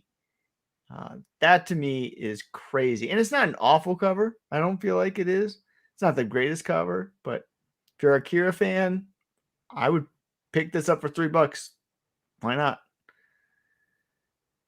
You know what? It's kind of crazy how some of these books are not worth that much, but down the road, once they get all dries up, they get rare, and all of a sudden you start seeing them later on. So that narrative worked during the pandemic, but I think we've done enough of these shows now to show you that maybe there was some faulty thought behind that process. It seemed like people were purposely trying to draw books up or call us fake rarity. I will say this, since the one selling point was that, and JJ, this is where this comes in. Since the one selling point was, oh, I love this color because it's awesome and it looks great. If that's the truth, and that's why books were supposed to be selling for more or whatever, then yeah, a 1 in 50, even in very fine, for $6 is a good buy. Like if you really are a fan and you want this book or you want the connecting covers or whatever you want to do with this, like $2? Someone got 1 in 50. I don't care if it's very fine or not. Very fine. Come on, man. For $2, you're not picking this book up for $2. You're picking this book up for $2, bro. Who's not? Raise your hand if you're not picking this book up for $2. Dom, you pick it up for $2? I'll pick it up for $2. I'll pick it up for $2. Wait a second, $2? Every day. I'll pick it up for $6. If this is a $5 box, I'm paying $5 for. I'm not even negotiating. I'm not bundling that shit. I'm paying $5 for this. And if you tell me you're not paying $5 for a 1 in 50, I'm telling you, get fucked because you're full of shit. You're not buying. Then you're BK and you're just not buying fucking comic books because there ain't no way in fuck. Let's stop this bullshit. All right. Like, it's one thing where we're going to be like, oh, yeah, well, we didn't overpay for a book. Cool. I can understand that. But no way in fuck. You see this in a $5 bin and you tell me you're not buying that shit. I don't give a shit. Mark is like, I'm not cursing tonight. Yeah, I was trying to. But come on, dude. That's just ridiculous. That's ridiculous. Looking for what are we doing? Come on, man. Like, dude, it's one thing when we were right. Like, don't buy these books at these high prices. You're paying too much. It's going to come down. Cool. Well, the shit came down. The shit's down. $2. What copy's worth less than $2? Where's my $2? What's worse than $2? And by the way, they put very fine in there because they just want to sell the bitch. You know what I mean? So it's probably better than very fine. And even if it isn't, it's $2. $2. I know. Well, you know what? Listen, a 1 in 50, like I said, the 1 in 50s, those are the ones that are going to be down the road hard to find. JJ, $2. I know what you want to do, but you see that. Please tell me that if you see this for $2, you're not saying, yeah, oh, shit, I'm buying it for $2. Come on. I'm in for $6 too. Okay. No. I agree. It's not the greatest cover ever, but $2, it should be going for more than $2. I lost my ass. I got domed. People get domed. I've been domed before too. You know, it happens to us all, except for Marco. Doesn't happen to me. I got that for $3. Doesn't happen to John either. Apparently, he got it for $3. So. And that is the Qi'ra key. Sticks, what a dick! Get out of here, Sticks! I would buy that for $1. Get out of here! He'll buy it for $1 and have it on Whatnot, saying it's a banger and mash, and it's trying to sell for $7.99. Doctor Who final book, you pick it up. He would. He'd buy all the Doctor Who. How does Whatnot work again? You steal books from a con and then you try to sell them. Is that how Whatnot works? That's how Whatnot works. You get all your stuff by stealing it from cons, and then you just hide them under tables and pretend. Hide them under tables and hope the cameras don't get you. Is that how that works? That's how it works. There's no mint copies around. Your only option is $2 for whatever grade the copy is. You're saying I'm passing on $2. Okay, all right. I'm not buying that at all, but okay. All right, let's go. What do we have next? All right, so you want to do back-to-back comics? See, we should have done the novel first. You want to do novel or you want to do comics? You want to do comics?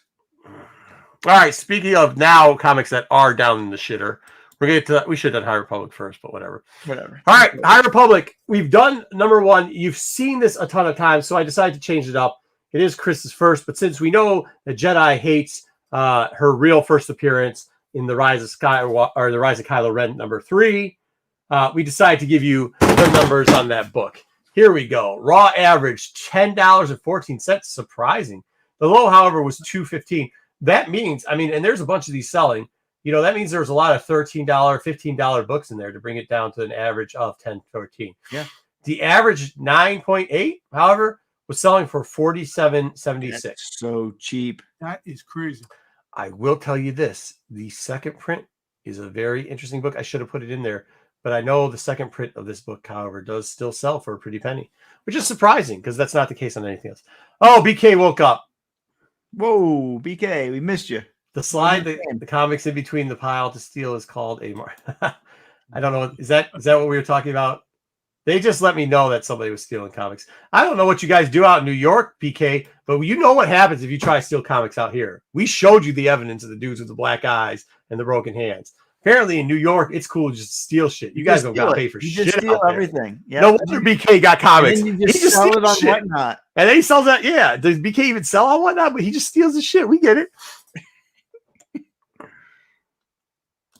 All right. Very interesting, though. Check out the second print. It's over $100 for the second print. But the first print arguably, if you want to argue, I would not argue that it could be a semi-first appearance. Like, if you're going to argue it, I wouldn't have a strong argument against. If you argue it's cameo, I would have a strong argument. I wouldn't have a strong argument against either. But there you go. $47 on average for also, I'll put it out there because I bought one. The 125, it sneaks in there. Yeah. I got the 1 in 25 about 2 weeks ago for $6.50, the raw copy. Look at that. Look at that. Look at that. Keep your eyes open on that 1 in 25 because people don't always label it right. Label properly. Yep. Always check By the out. way, this was a good series. It just to buy to read. Yeah. Story. He did a really good job on this one. That's actually why what I really like Soul was actually really good. This is probably some of his best comic book writing, and the art by Slidey was really good. That's why I was excited when they got into High Republic. I think that it was for most of us, right? Yeah. All right. Next up, Qi'ar. We brought him up earlier. He might be making a comeback. He's supposed to be missing but not dead. Thank you, JJ, for this layout. If you don't remember, go back and check out the High Republic first appearances, phase 1, and all I got was a lousy t-shirt where JJ went over all of these. Okay. He lost an arm here in battle. Now he disappeared, but we think he's going to be coming back. I decided to do the 1 in 10 we've talked about, but we really haven't gotten into it before. We know that that's D on the cover. She's there.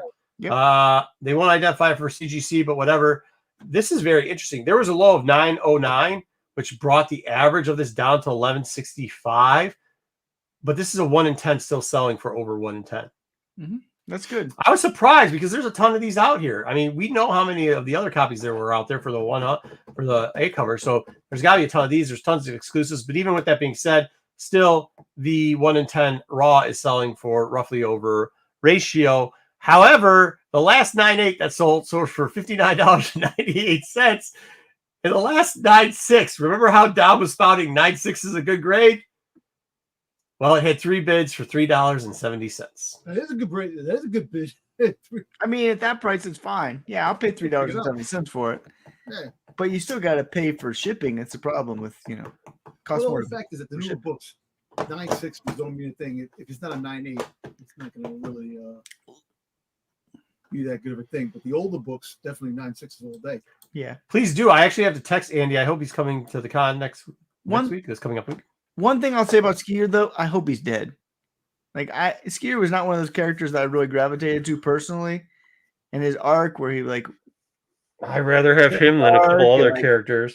The twins, Ava, Yeah, the twins need to die. Chris can stay alive because Chris could die. Qi'ar can probably die too. Qi'ar can die. This next guy, Pertar, could die also. He's a grandmaster, but we put him in there anyways because he keeps showing up everywhere. He can die also. He's irrelevant. He's not dying though. Yeah, but since I gave a bunch of other print, since I mentioned the second print with Kylo Ren book, I decided to throw in a later printing to see how those later printings are doing. Those were what was it, scarce there, Dom? So we went with, dude, you don't even want to know. I originally was going to remember when 4 was supposed to be the big one because it has her on the front cover. It has Chris. It was the inner page of her in purple. That was going to be the big one. Well, you can get that book for like 90 cents. So, I mean, you pay more for shipping than you do. I still can't believe there are 5 printings of this book. Oh, you don't even want to know what you can't even buy. The 5th printing is just pathetically whatever. Anyways, raws on average for this book, though, surprisingly good. This is the second print. Raws on average were $4.38, which is about cover. The only reason there was a couple out there. I did about 10 of them. These do sell regularly. There's about 10 of these. I bought the lowest was I thought 136, but then 34, but I looked again, it was 126. There's 2 under $2 books for this. There's a couple books though that did sell in the like $6 range for this for some reason. I mean, it just sells randomly for $6 every once in a while. So the raw average is $4.38. As far as why they're selling for that, I have no clue because the average 9.8 sells for $19. And by the way, it wasn't just one 9.8 that sold for $10.50. I think it was 2 that sold for $10.50 and 1 sold for $11.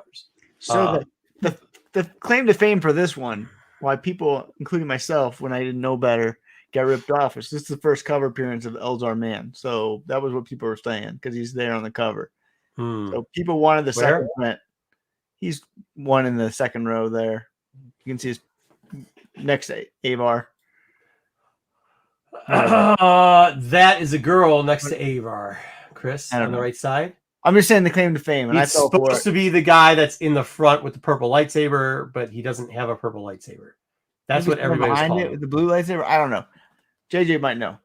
But that was the claim to fame for this one, which, first cover appearance doesn't matter.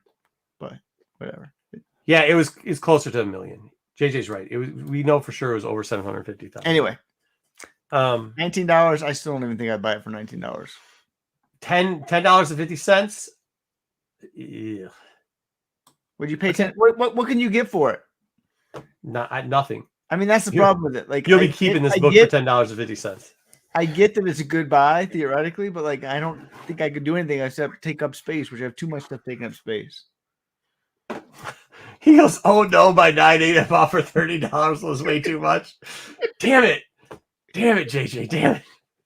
Oh yeah, the print run on this was stupid, ridiculous, but that's unfortunate. All right, Ezra, man, I know you guys want. Look, you know I love the book. Somebody mentioned that they got a good deal on the variant just a couple minutes ago. I know you guys thought that I was going to do the variant because I've been very high on that variant, and I guess if you want to say I've been pushing a book, I have been pushing that book. But I didn't do that. I just did the A cover. So yeah, haters gotta hate. I also want to point out that in this book, although the art is absolutely horrible, and it has been told before that it's all just some mirage of his appearance, he actually does appear with Chris and with Geo in this book, and it's a flashback. So not only do you get first appearance of him in a whatever way you Jedi would like to frame this book, you do get him in a flashback, which last time I checked, flashback first appearances still count as a first appearance. Now listen, they didn't draw his nose, they didn't draw the rest of his hair. He looks completely different than what he normally does. I get that. He's next to some homeless Jedi. Who's the one in the middle with them? That's him in the middle. That's him? That's him, yeah. It doesn't look like him at all. Reminding himself of him. Hey, that's him. What do you want me to tell you? Art. It's all whatever. But that's supposed to be him. That? Your kid drew that. You like no, I swear to God, this is in the book. I don't remember that being in the book. This is in the book. I took this directly out of the book. You paid your kid to draw that picture. No, I absolutely did not pay my kid to draw. Too. There's no way that's in the book. I did not pay my kid to draw this picture. I have my book close by. I would get it up. I have my book. Go find this little doohickey, man. All right, so average raw. I was surprised about this too because I didn't think anybody was buying this. The A cover. Now, I'm not saying a ton of these A covers sold, right? But the average was 553 with a low 225. But that was because there was like 2 books in this one. And by the way, this is only out of like 8 books sold. Don't act like this book's selling like hotcakes because it's not. But there's a couple books that were in there. Somebody sold one for $13, and then somebody else sold one for like $10. And I was like, who the fuck's paying $10 and $13 for this? But I guess if you didn't have it in your collection and at the time it was selling for $20 or $30, and you see it for $12 or whatever, you got to fish your run. Probably you. John, I think you did good. I saw that sale and I would have bought that if I would have saw it. Who's that? Who said that? John got the variant, the 125. Yeah. That was a good deal, man. You did, John. You did really good. I just didn't want to do the variant again because everybody says that I'm pumping. Well, not everybody. One clown who steals comic books from Queens says that I'm pumping that book up. So, all right.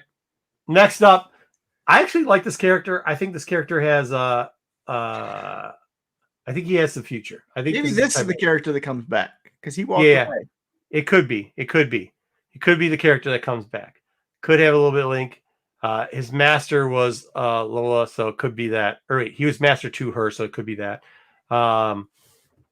His first appearance is Star Wars: The High Republic 1. If you guys I don't know where this comes from. This comes from Star Wars Phase 3, the IDW run. JJ did those slides too. Feel free to check them out. They're really good. I did the variant for this because you don't want to know what the A covers, because the variant, the RI variant, which is a 1 in 10, sells as low for $1. And I'm not saying it's just one that sold low for $1. It was 2. There was 2 different copies from 2 different sellers that went to auction and sold for $1. For a 1 in 10 RI that at one point was selling for like 30, 40, $50 is now selling for $1. I don't know. JJ would probably pass on this too, but I'm saying for $1, you make this book holler. The average raw sale is $3.25. This book wasn't even. There's a bunch available for $9 on average, under 2, like $8.50, whatever. But it's not even selling for ratio. If you want a run of these RI covers, if you're a fan of them, I am. That's why I bought them. Not telling you should buy it for the first appearance, but if you want to get these RIs and finish your collection, now's the time. Now is definitely the time. And definitely before any spoiler covers come out, go and find these RI covers because a lot of them are available for sub $10, sub ratio. Okay. All right. Next up, we have got Sav. We know they put her in. We know they put Sav in. We know they've got future plans for her. We know everything's going to happen with her. Her High Republic Adventures #8 is her book. I love her. She's great. She's one of the better characters. She is. They did a great job with her. What's up, Repair Tech Tony? They really did a good job with her. Raws are still now. There's a low 425. Raws are closer on average to $9, $8, but still under ratio at 1 in 10. Why did I show the? I showed you the $3.99 copy instead of the. Wait a minute. Oh, yeah, that's the 1 in 10. I know. This is the 1 in 10. Why does it have $3.99? This is the 1 in 10. Yeah, whatever. Ugly 1 in 10, I must say, but still, it's a 1 in 10.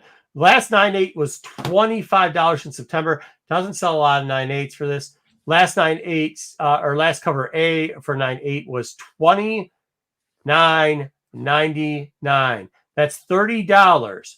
$30 for a 1 in 10 9.8. I mean, hopefully, if you're collecting 9.8s of these, you can get one of them for that cheap. Okay, next up, character that I think stupid. This is Marco's favorite character of all time right here. Thank you for saying that because you know I think it's stupid. I told you it's stupid. I don't like this character. I think it's dumb. I'm not even going to say his name right. I'm just going to call him Tabako Naka Naka Paka because nobody gives a shit about this character. He's a dumb drawn character. He looks stupid. He trains. He's Marco, stupid. Don't you don't have to lie. You can tell us. Looks like he's the same species as Saboba is. And all he does is just go, "Oh, you all are now forget being Padawans. We need you guys to go kill people. Now you're knights." And everybody's like, "What the fuck did this guy just say?" No, now you're knights. It was the dumbest shit ever. He joined the other Masters of Padawans in the support role. See, he's not even got the balls to go fight people. He wants everybody else to die. Can't he be dead already? Can't he just be gone? Not yet, but he can be soon. He should be. Hopefully, kills him. All right. However, kind of fly for a white guy. They got 2 good covers. The RI, which I know people love that because it's so bright. The last RI sold for $8, but a lot of people are holding on to these, and you're not being able to find a lot of them for sale in the sub 1 in 10 for an RI, which cool, whatever. But the one that was really surprising was, when they were doing those online things for IDW, when they were selling their IDW official variants, the online one, the last one sold for $45. Still in the bag that they sold it for. Cover A, though, however, is a whopping 99 cents over and over and over again. But just look out for 12, the RI. You should be able to get it sub 110. I know a lot of people thought this was a cool book. I think it's because of the bright colors that they really liked it. But either way, I think that the online one sucks, but you can't argue with where it's selling. Because when it does sell and it comes up, especially still in the poly bag, out of the poly bag, you might be able to get it a little bit cheaper. But in poly bag, that 40 plus ain't no joke. 45 is probably the lower end of that. Especially when you buy it for $10. I mean, that's all it costs to buy them. So that's great. Oh, good, man. I have that raw dog. All right. Next up. How you doing, Tony? That's it. That's all we did. I might get to some other ones. I might just get into some other ones and split it out with some of the not minor characters, non-force using characters. Dude. We got 2 more we can probably do. We can do the bad. You can do the Lopez is gonna be really hurting about one of those second prints. Oh. I gotta show you something that made me laugh. I accidentally saw what it was, and it is not good. Go ahead. You're gonna like this, but I'll have to show you on the phone because I can't send it to you to show the thing, but it just came up. So the Books of Thrawn is chess, Rebels is checkers, and then the Ahsoka's tic-tac-toe. So if you ever want to know what goes on in the Darkside chat, it's pretty much Dom just taking that shit all day long and reposting it in the chat. Thanks, Dom. And Dom doesn't have time to read a book because he's on Instagram all day long. That's really what's going on there. Dom says he's so busy, but he spends 7 hours a day blowing up our chat with Instagram stories. That's bullshit. Because he can't read a book. That's a bullshit. No, he spends 6 hours blowing up Bruce's and then 2 hours blowing up ours. That's a bullshit. That's bullshit. All right, well, Dom, start talking about Rhode Island. Let's take a little break for Star Wars. Let's talk a little Rhode Island before we get into the Qi'ra review, okay? Yeah, so the Rhode Island, you know what? I can tell you one thing. Rhode Island's a beautiful place. It's quiet, and I haven't actually been to Rhode Island before. I don't know if I was there as a kid. My mom was born from there, but I can tell you one thing: it's a nice place to live. It's quiet, small towns. But anyway, the Comic-Con. It's expensive though, too, right? Somewhat. But you know what? But it's nice. On a good day, it's 2 hours, a little bit over 2 hours getting there. On a bad day, it's 4. Like I getting there on Friday, we left at 2, got there like 8 because of traffic. 3 accidents later, and then Saturday we went to the show on Saturday. Let me tell you, fucking shit show with the show. Just so many friggin' people. Saturday, it was packed. Thinking about New York City Comic-Con and looking at that, I believe that this place was more packed than New York City Comic-Con.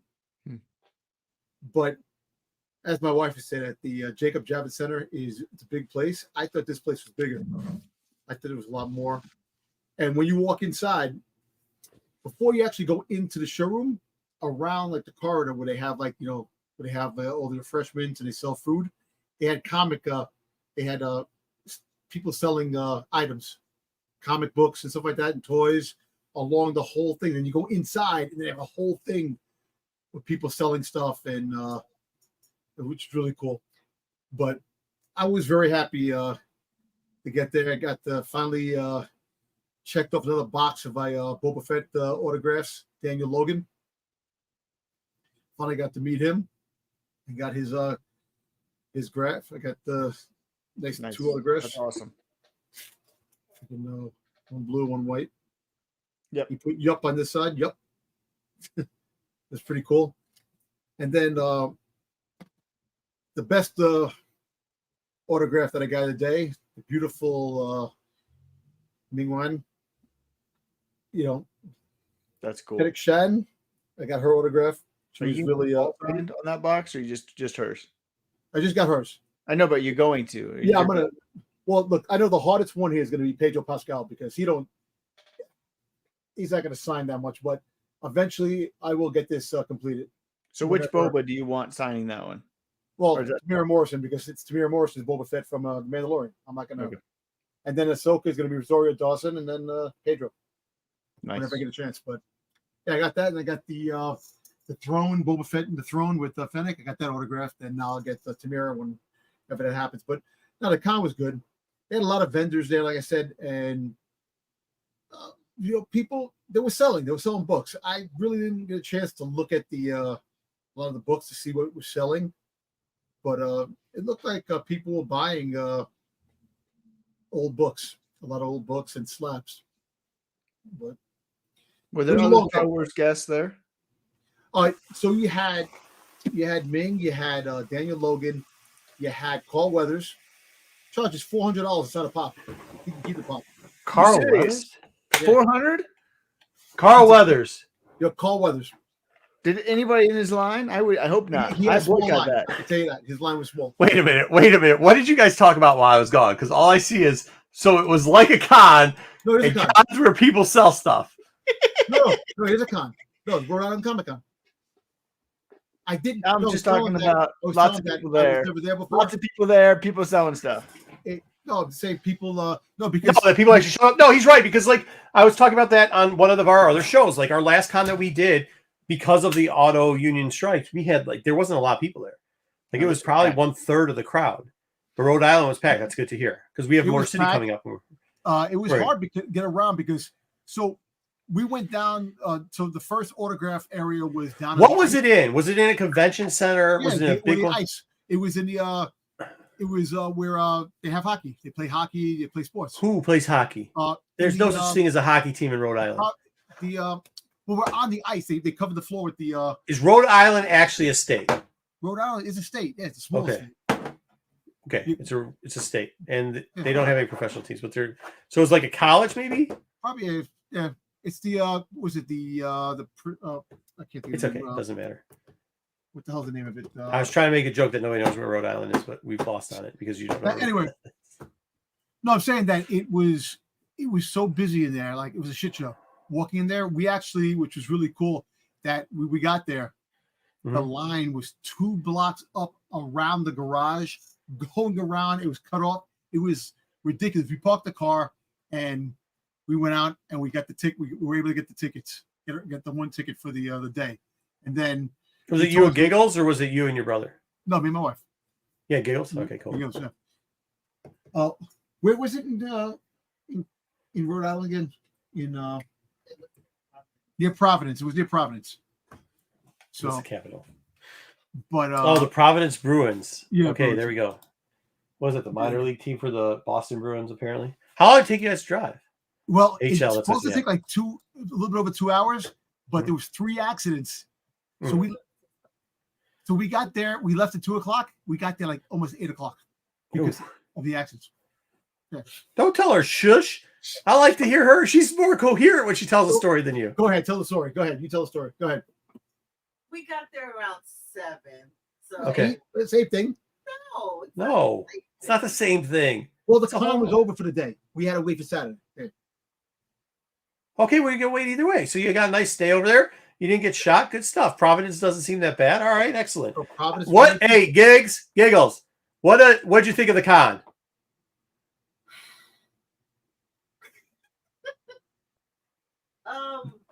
it was very disorganized. It was weirdly in 2 separate buildings. Yep.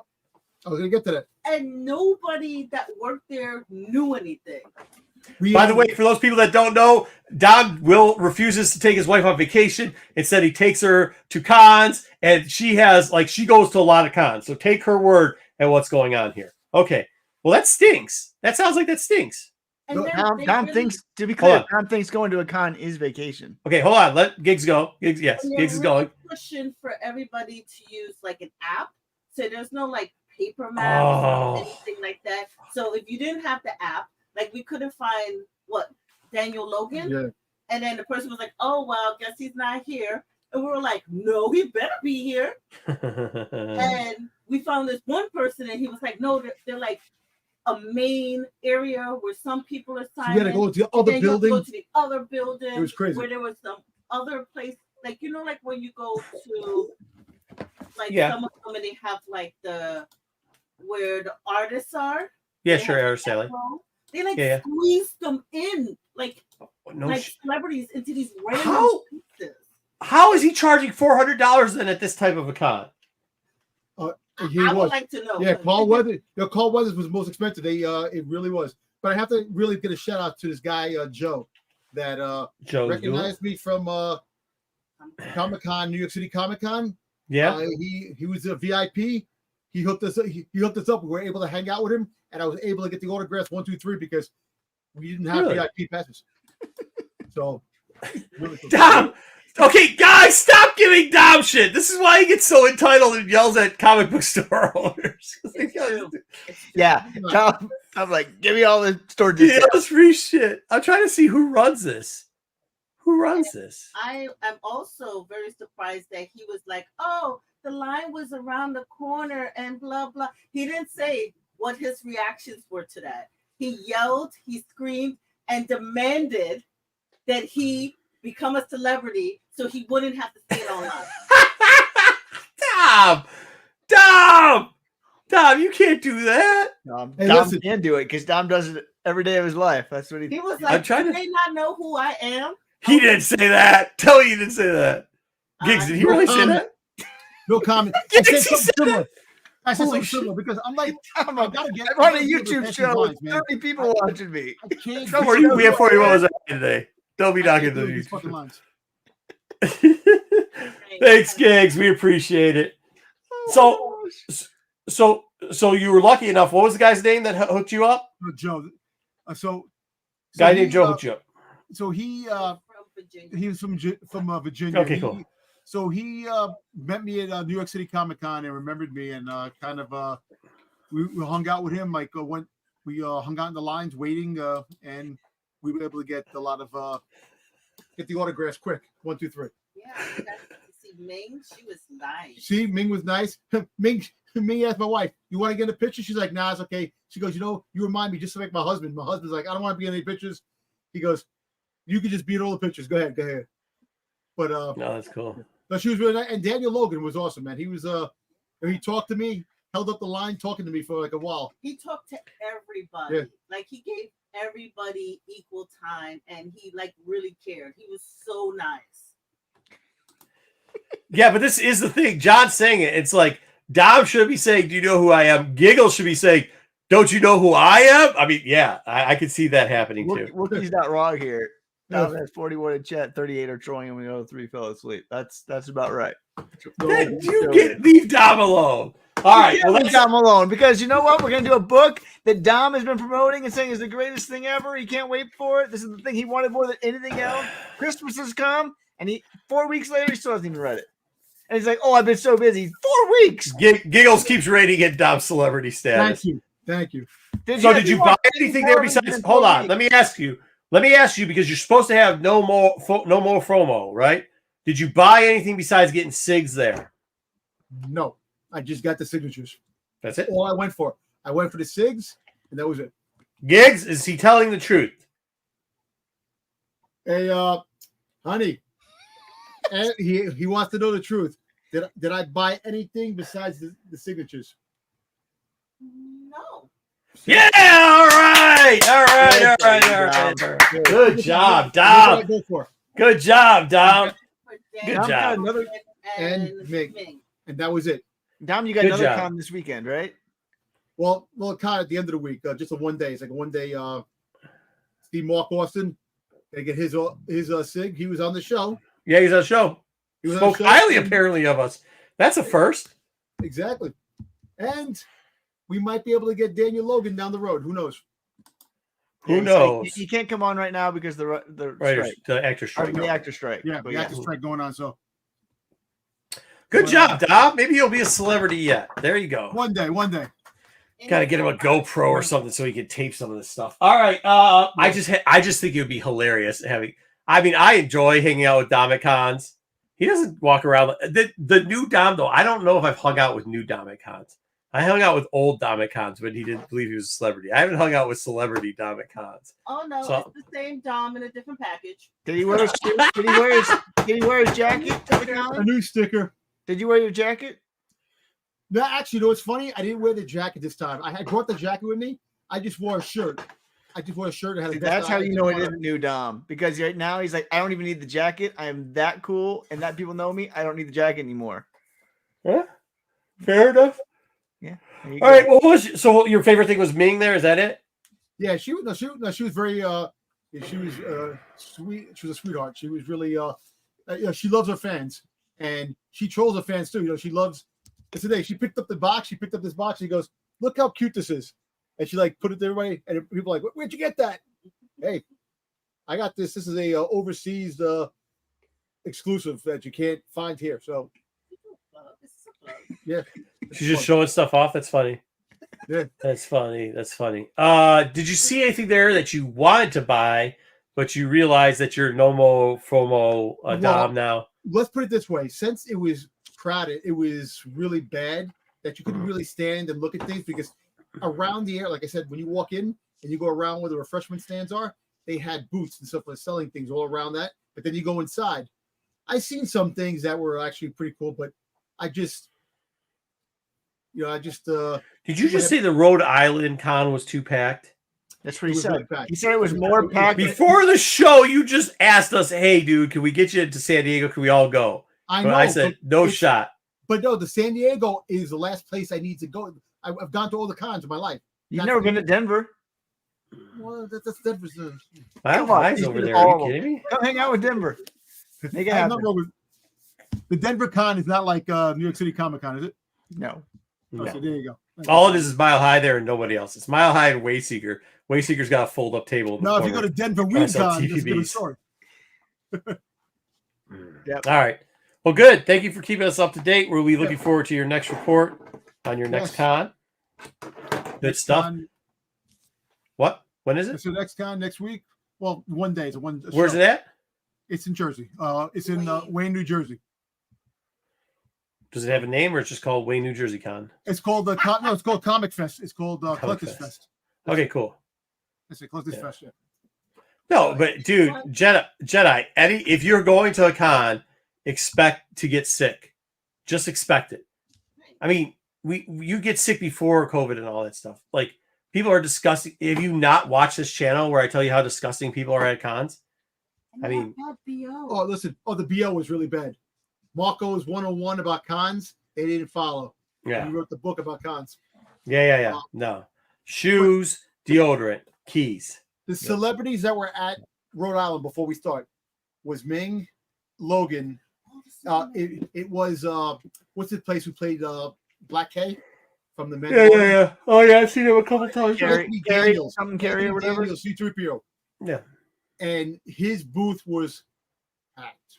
Off and popping. couldn't get Anthony Daniels. Jedi, I tried. I'm sorry, but All the Supermen. they had all like different. They had like 4 different Supermen that were there. All the guys to play Superman, which was actually pretty cool. That's a quote. What happened? Gig says that everybody there smelled bad. It's fat. the BO. She said everybody smelled it. The BO was bad. It was strong. Yeah, it was strong with the Force. Yeah. You know what? Everybody makes fun of me because of this, but this is a little trick. Carry this in your bag. You just put a dash here and a dash here. Yeah, the Vicks underneath the nose. The Vicks underneath the nose. When I used to move dead bodies, I did it all the time. Do it. It's all right. It gets you through it. So, all right. Let's go. Let's thank you, Dom, for that. Let's get into the review of the novel. Tell Mrs. Fat, thank you. For Dom, because Dom can't read. Wayseeker, you're spicy. You're lucky I read this book. I didn't realize all you had to say was this was by E.K. Johnson, and I would have read it sooner. I completely forgot. It was by E.K. No, I didn't listen to all I heard you say was Qi'ra, and I was like, oh, I don't want to read this book. E.K. is so good. She's great. EK made this really good. It was actually a really good book. Spoiler alert. Spoiler alert. This book's good. It's good. It's a young adult book. It's a quick read, but it's a good book. It is, yeah. I used to have a buddy that we'd pick up bodies. That's We'll fly through it. We don't need to spend lots of time on this book. It was a good book, but it doesn't have lots of. Here's some of the characters though from the book. Lady Proxima. The first part of the book features a lot of these characters. Malik, Gaglio, who's in the movie, features prominently, and Sarkin Enib, who. I was glad they didn't spend too much time on this. So this was after Han. Oh wait, forget it. You're doing the book report. I gotta wait till I can talk. So tell me when I can talk. Other characters in this book: Dryden, of course. Margot and Trinia were also in this book pretty heavily. So that have been the main characters. We can talk about other stuff in a second, but once you get the characters, semi-important characters, you had the White Worms, and one of them was Emma. You had some people that were working for Crimson Dawn, Severtiri, Corina, and the Mizzy. The Mizzy is a species. That's not actually the person's name. We don't actually know who that is, but it is a pretty famous species that showed up in the High Republic. From WWE, Mizzy. You have an ancient Jedi who plays a part in this story. And then you also, while Maul is not in this book, You can see that. Maul is a shadow, as Maul often is in this book pretty heavily. So They reference him. He's not that heavy, but they do reference him. He's pulling the levers behind the scene. So you got some cameos in here. You got Veers shows up in this one. So if you're a big Veers fan, that's what you've been dying for a Veers book. You got a little bit of Veers. And you also got Doc Ondor, who plays a part of Doc Ondor. Love Doc Ondor. Yeah, everybody loves Doc Ondor. So those are the main characters of this one. 4 storylines on this one. We'll talk about, Marco talked about this one. The first part of the book is Qi'ra on Corellia with the White Worms. This is not that long of a story. Like, they get her off of Corellia, but I loved it. I loved it because it wasn't that long. Because it's post-Han, short and sweet, what happened to her, and then what goes on. Spoiler alert, seller, cool. Everything made sense. Even the way she survived made sense. The way that they treated her makes sense. Everything made sense. They didn't stick into long relationships. This was not an Ireland book. Let me put it that way. no. This was very straight to the point. She was brutal, though. Like, after Han, she's like, I trust nobody. I'm looking out for myself from now on.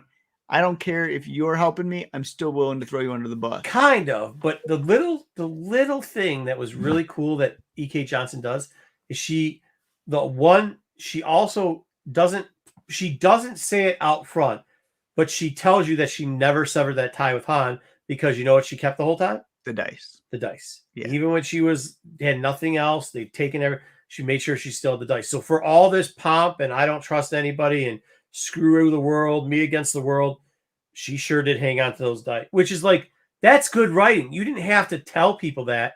You know what I mean? You didn't have to tell she still got this soft spot for Han. She still had the dice. I mean, foreshadowing. Like, that's how you write a story. I mean, read the story, guys, or listen to it. If you wonder why, John brought up a point about how we complain about certain things. It's because this is Star Wars at its finest. When we get these things right here, you're like, wow. Well, unfortunately, Don didn't read it, but you get these things like this and you're like, wow, man, that's how Star Wars could you imagine if they let her write the rest of Ahsoka? Could you, because when you write these storylines, like, man, if she wrote the arc of her loss between Ahsoka's loss between Anakin, man, that would be super cool. Like, because she gets it, man. She does. She's a Star Wars fan through and What's through. up, Yoda Gardner? She goes to all of the source material. She makes everything fit together, and she tells a good story at a quick pace without harping on any detail. No bullshitting. No I this girl looked cute. I fell. None of that bullshit. If you're gonna be in love, you're gonna be in love. If you're not, you're not. Your enemies are gonna be your enemies. Your friends are gonna be your enemies. Your enemies are gonna be your friends. No nonsense. It's very, very quick and very easy understanding. So yeah, go ahead.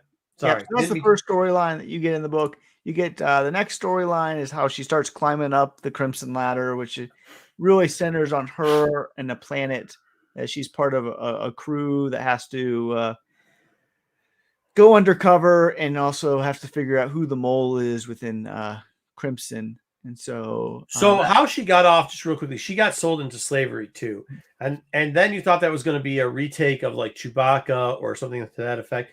It wasn't. It was very short-lived before Crimson took her over, and made sense on what was happening there too. So that was a sub story in the, I guess, Corellia story. That whatever. Okay, go ahead. Yep. Yeah, and so then she goes on to the Crimson.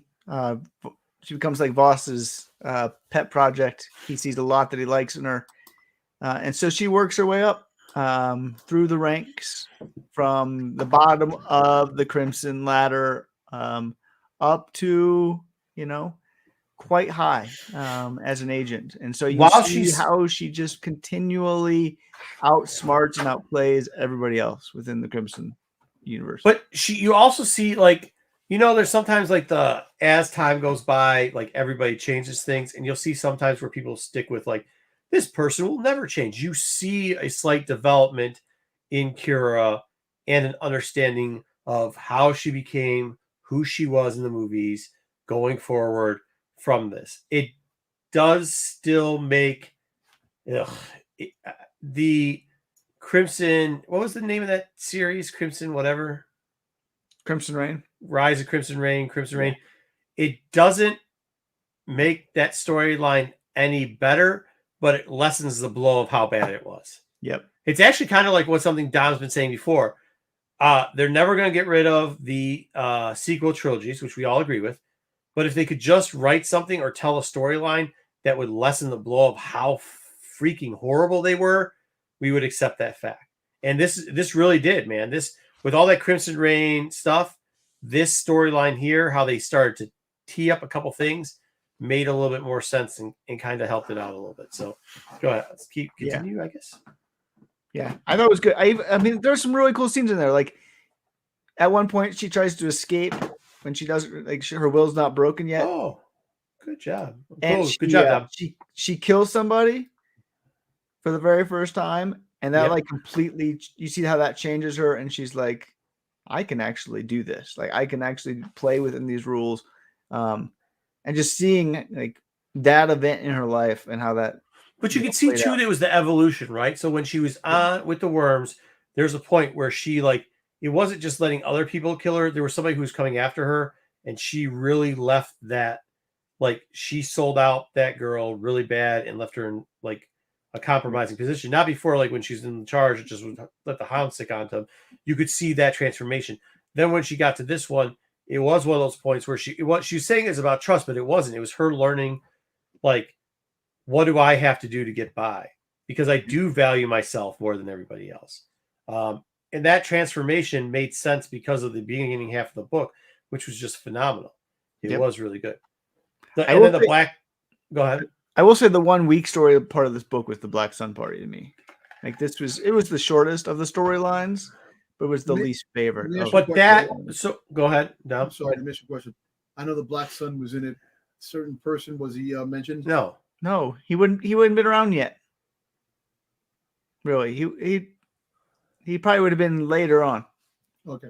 But what they did in there, why that was so short, was because that was the introduction for the fans that had to explain that that Maul was in charge of not only the Black Sun, but he still had. It was very important. I did think this was very important because there's a question that wasn't answered. This is what I'm saying. This answered questions that were not answered in the Solo movie and were not answered in Crimson Reign. Darth Maul at this point not only still had a hold, not only was the shadow behind Crimson Dawn, but he still had a hold on the Black Sun, even the Hutts. He had a hold on the Hutts. He was in charge of the Hutts. He was in charge of the Pikes. The Pikes, yeah, everybody. The whole little syndicate, the whole Shadow Syndicate he used to have, he's in charge of all of it. All of them. That was really cool. Yeah. That was. And how they did it, they didn't say his name. No. They didn't. They did a thing where you got to read it. You got to listen to it. I don't want to spoil it too much. There was a thing where they made a couple references a couple times. Once again, that's when you get good writing. This is when people wonder why I have a problem with Ireland, because Ireland would have put Maul's freaking name down there 12 times. And then on top of those 12 times, would have said, and he's the guy behind because he had the Shadow Council and he did this. And that's not what she did. That is not what Johnson did. And oh my God, how she did it was so great. It was smooth. It was butter smooth, man. It was really I just think the whole scene of like the Falleen who dies and all of that was my least favorite of the scene, and how Voss almost sacrifices her here over that. That was my least favorite part of the book overall. But the sacrifice. Okay, can I ask you a question? Can I ask you a question real quickly, and we're going to spoil this, so tune out for 10 seconds if you don't want to hear it. What the hell? How did she get back onto the ship with Voss? She did something to keep the person alive just long enough to where the door was going to be open, and then ran through the door, but because something with the ship wasn't working right, and because of that she had extra time. But Voss was going to leave her, but the ship wasn't working right, and so she was able to get back on. It was a really weak. That didn't make any sense. It was really she was supposed to have gotten something frozen off, and it didn't freeze.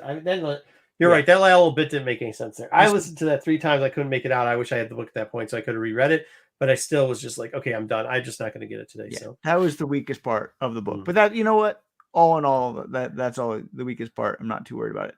Then you get the last storyline, which you get the Freemaker Chronicles Part 2. Where she goes into an ancient Jedi temple full of traps to get this holocron that's built by the builders. And I actually saw an interview with her, and she said this was totally 100% inspired by the Freemakers. Oh, really? That's super cool. Yeah. And so she even put language from the Freemakers into it. And so this is like an Indiana Jones Temple of Doom temple made by the Freemakers. It was good because it was fast. I think if she lingered, it could have gone really south real quick. And at the end part, when Qi'ra's exiting, that's 100% Indiana Jones. But because of how it ended, and because there was a couple sacrifices that we were like, oh shit, really? This okay. All right, okay, cool. I thought that was great. At this point too, they show leading into this, they show her and Voss are getting closer right before this, after they get off the ship with the Black Sun. And this one right here, you can tell she's got a true feeling for it. And it's not so much now, she's not just trying to make Voss happy at this point in the story. She's finally turning the corner where she kind of gets the inkling of, I don't know who's in charge of Voss, but that's who I want to work for. And if I get a chance, if I have to, I'm going to take Voss out too, which was kind of nice. That was pretty cool. What did she take? So it was a holocron, right? It was a holocron of something that was only accessible by somebody who didn't have access to the Force. Yeah. And so Maul wanted this holocron, but yet couldn't get it himself because it wasn't eligible to get by any light side or dark side user. And so had secrets to bring down the Sith. And so that was kind of why I think Maul. And she referenced, did you catch that reference? She referenced it somehow where she didn't exactly say it was a dark side user for the Force. Which was kind of interesting because we know it was Maul, but once again, they didn't give away that was Maul. So that's kind of cool. Yeah. Did they mention what Voss's species is? No.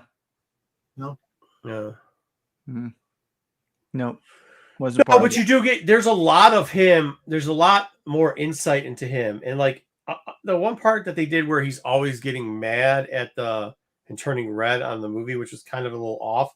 She kind of corrected that in the book, which is nice. He kind of was more even tempered, although he could be hot tempered. She also explained like his hot temperedness is because of situations that happened prior, like in this book, than it was, or prior to this book, which she would give references to, than it was just like in the movie where it's like, oh, I don't like you, I'm gonna get hot and I'm gonna just blow up and kill you. There's like, it is a building up thing where he already knows before he's going into that room that he already is going to kill you. By the time he gets to the red point, you're dead. This happens multiple times in the book. Mm-hmm. So he just sets it up for that point where like, that isn't like if you remember the movie, he kind of gets like, Hulk mad, kill you. But like here, it's like, he's calm as heck. And then just before he kills you, kind of like a viper, he comes out, turns red, and kills you and stabs you, which I thought was really cool. Hey, Ed, what concert did you go to? Yeah, I think Dryden, her portrayal of Dryden Voss was much better than the movie. Very good, yeah. Dude, if she got to write the movie version of him, everybody who liked Dryden Voss would have loved them tenfold more. Yeah. There wasn't those cheap outs. Yep. I don't know though. The original script for that was Dryden Voss was like a tiger type character. So I don't know. I mean, you can't hate on what happened because Opie did get another script and had to change around a lot of stuff. Yeah. No, I agree. I had some overall impressions. I think we both said it. This is a really strong book. It's a really good edition. I wasn't looking forward to a Qi'ra book. EK gets bad characters and she does good things with them. That's as much as I can say. So, I mean, she made Jedi love the fucking Queen's Maidens. Yeah, I know. I don't get it. I'll be honest; those Queen Maidens books weren't horrible. The first two were actually good, but the third one was horrible. The third one was C-3PO's wedding planner. That was horrible. Yeah, I think she was trolling by that point. They made her write 3 books on the fucking. I think she was trolling them for saying, you're going to make me write 3 books on this one. Yeah. Me too. I agree. Yeah. We already talked about Maul lurking in the shadows, but being in charge. I think that's cool how Maul was really in charge of all the 5 syndicates. And really, we thought that might be the case, but this spelled it out. And I thought that was cool. But even to think of like Maul was behind the Hutts was, I want to know how Maul got in charge of the Hutts. The Hutts thing didn't make a lot of sense. What up? But in Clone Wars, when he took over the Syndicate to get the Shadow Collective done, the Hutts weren't in the Shadow Collective. The but then later on, I don't know. That's the only thing I know. It wasn't a deal. He was like the Hutts were someplace they didn't want to be against their will. It was pretty clear that he was pulling the strings, and people had to be in a certain place or else, which is interesting. We're definitely getting a sequel to this thing. There's no doubt about it. You think so? I hope it's only 2, though. I don't want it to go into 3. I hope it's only 2 too, but we'll talk about the ending. But also at the very end of the book, she meets Maul. She goes down Boss's secret, shaft or whatever to be able to go down there and go and meet Maul. I'll be honest, I didn't like the end. That was the one part I didn't like. Go ahead. We'll talk about the epilogue in a second. They're definitely, I think, setting up a second book with her and Maul. Yeah, I know, which will be good. Dom's going to say he wants and is going to read it, but he actually isn't going to read it because Dom doesn't. Man, shut up. He's had enough. Dom has had enough. He broke. I'll get it. I have to. All right. But yeah, EK's good. So here's a question I have for you. What dream story would you want her to write? Give her any character.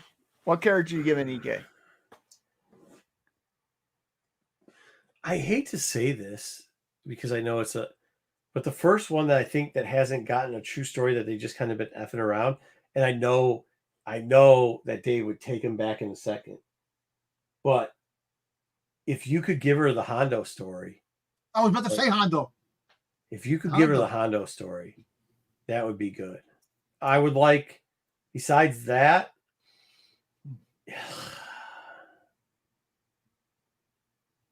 how about a Cad Bane story? Yeah, I don't think she'd do Cad Bane good. Yeah, I don't think so. Satine. Do I want a Satine story? You want the Satine Obi story. Yeah. Yeah, the love story. Yeah, she could do that. I was thinking about that because remember that Princess Leia book? The one about bloodlines? But wasn't that Gray that did that? Gray did that one. Yeah. Yeah, that was good. A friggin' what's his face? See, JJ I think Orlani. JJ wants her to write Orlani. I think when she does like one-off characters, she does a great job with them being one-off characters. We're gonna see what happens when she does it here with Maul, but even when that's not it's just those characters where you're like, do I want any more for these characters? No, they were good. I just don't want them ruined. And then like that's a Hondo character where you're like, okay, I know a lot about them, but like I could know a little bit more. That would be kind of cool. I think if she actually did the Maz story, I think her way of doing Maz to keep it moving. See, the thing with those type of characters is when you have to have a character that has to move fast through a storyline, but you also have to have a feeling of everything that's in it. She does those really well. Like, remember when she did Ahsoka, she rebuilt a whole huge like section. You know what might also be really cool is if she did what's her names from the Mandalorians, the Death Squad. Not just Satine, but I mean in the Satine story, Death Watch. If she did it, if she did one Satine story, she did the Death Watch story. If that's the part we're getting, if we get Obi-Wan and Satine on one, and that it converts into the Death Watch for book number 2, oh god, that would be freaking good. What about House of Ren? Friggin' Sabine's family of Mandalorians. I don't know if you want her getting into that so much. Like, that's just too much. Like, that's not really her style. She needs a singular focused character. So, like, Satine being a focused character and then having Obi-Wan or whatever going through and telling the storyline there. Same thing with talking about, what's his name from Death Watch? The guys, the relative of the guy who created the Darksaber. Why am I brain farting on this guy's name? Vizsla.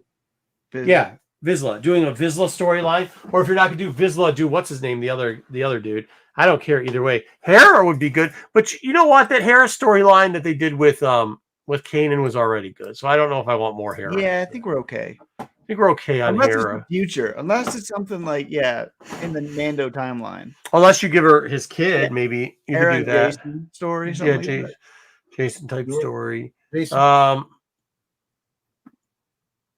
I would have said Valance before they fucked him up in the comics. What about her doing a Balin story? Rook cast. Holy shit. JJ hit it. Rook cast. That's never happening. But it would be cool. It'd be cool. Yeah, it would. But you know who the other one, the one that she would be better, which would get him back, is if she did shit. What's her name? Shin? Yeah. Because he just made up a good point.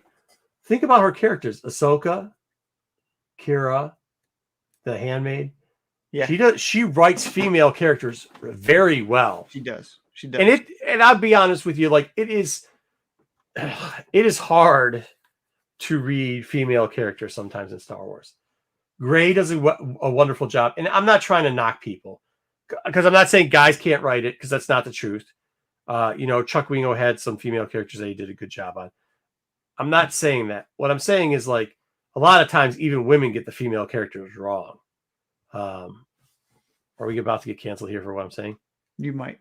Yeah. No, the Red Inquisitor, they did a good job on that one too. Red Inquisitor. Yeah, you're right. Yeah. You're right. Then do Rook. Who was that? That was Scott. He did that, right? No, it wasn't. I don't remember who did that one. Somebody had never written for Star Wars before. Whatever. They did a good job with that one. The Handmaiden was good. Ahsoka was good. The Bloodlines for Princess, which was done by Gray, was done very well. but the majority of the characters that she does are very singular, independent female characters, and she does an excellent job. So I think Rook Cast probably is the winner out of all these. Now that I think about it, Satine is probably a close second. Really, do I want a fucking love story with Satine and Obi? Or do I just want to think like, yeah, cool. One day he was guarding her and, bow chicka bow bow, they hooked up and got busy. Right? Do I need much more than that? Do you need much more than that? Do you? I could use it. Barris would be okay too. Dude. But there's no way they're letting her do that. Dude. No way. There's no way they're letting her do that back to Dave. There's no way. Dude. There's no way. Imagine. That would be the ultimate, like, hey, remember when I did this character and you just crapped all over him? Well, let me show you something. I mean, I'll tell you this. If you want Barris to hit animation or TV or a movie real quickly, have her write the book. Because the minute that book comes out, Dave will be trying to redo something. I mean, he will go after that really hard. Oh yeah, that's right. I was thinking if we could, but we don't need another Venture story. We don't. I mean, maybe she could make. You know who she would be really good at. I know Scott already did it. What? You know who she'd be really good at doing? Lorna. Yeah, but you know who else? Dr. Aphra. And She'd be with good at Santa Staros, she would be good at. That's why, because I figured you, as a Santa's fan, would want.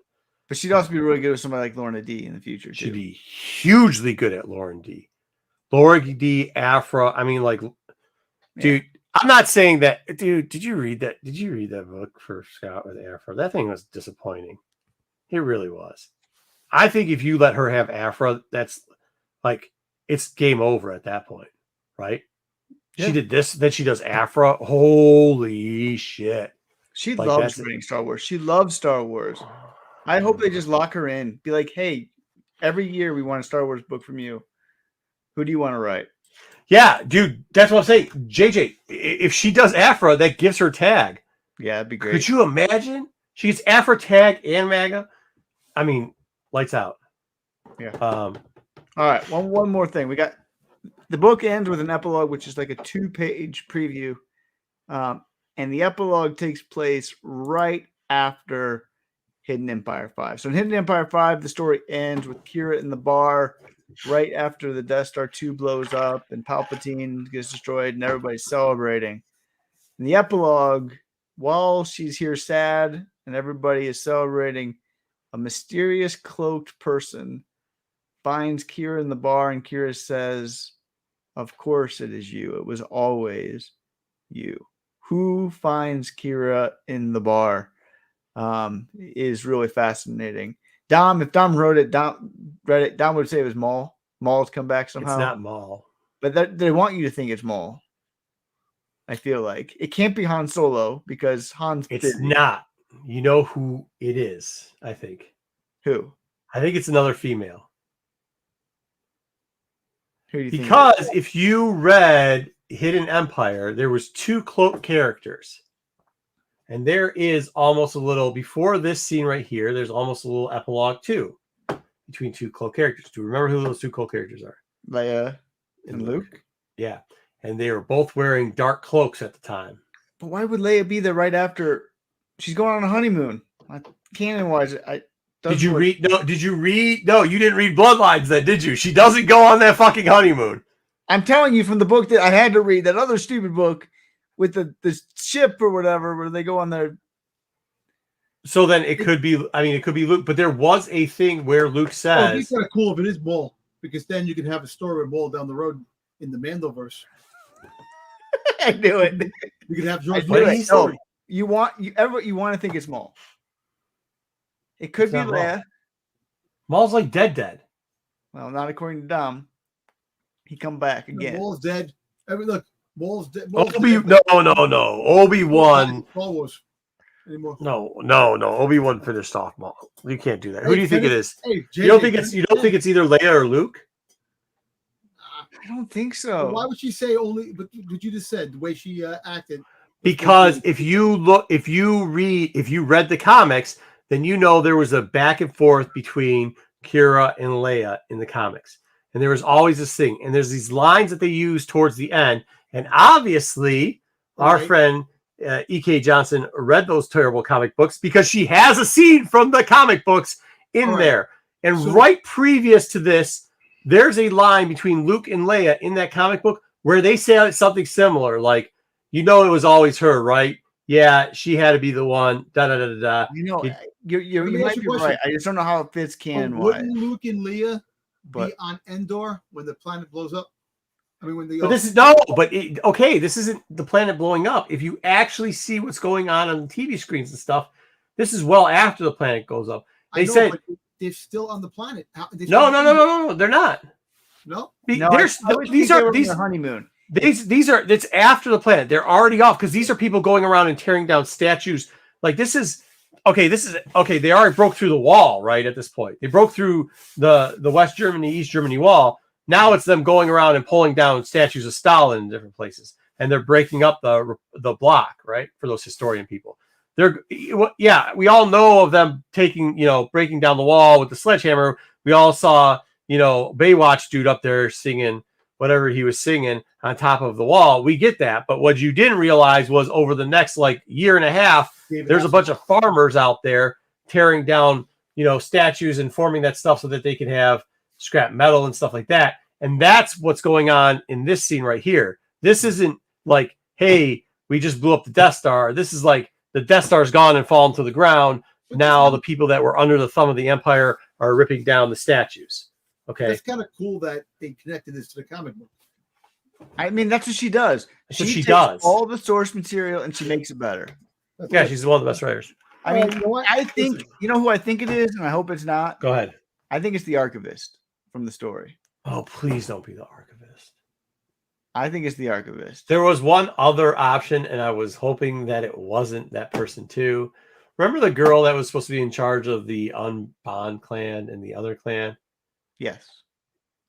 So Qi'ra in this is broke, and it doesn't say, it infers that she's broke because of Maul, but that's not why she's broke.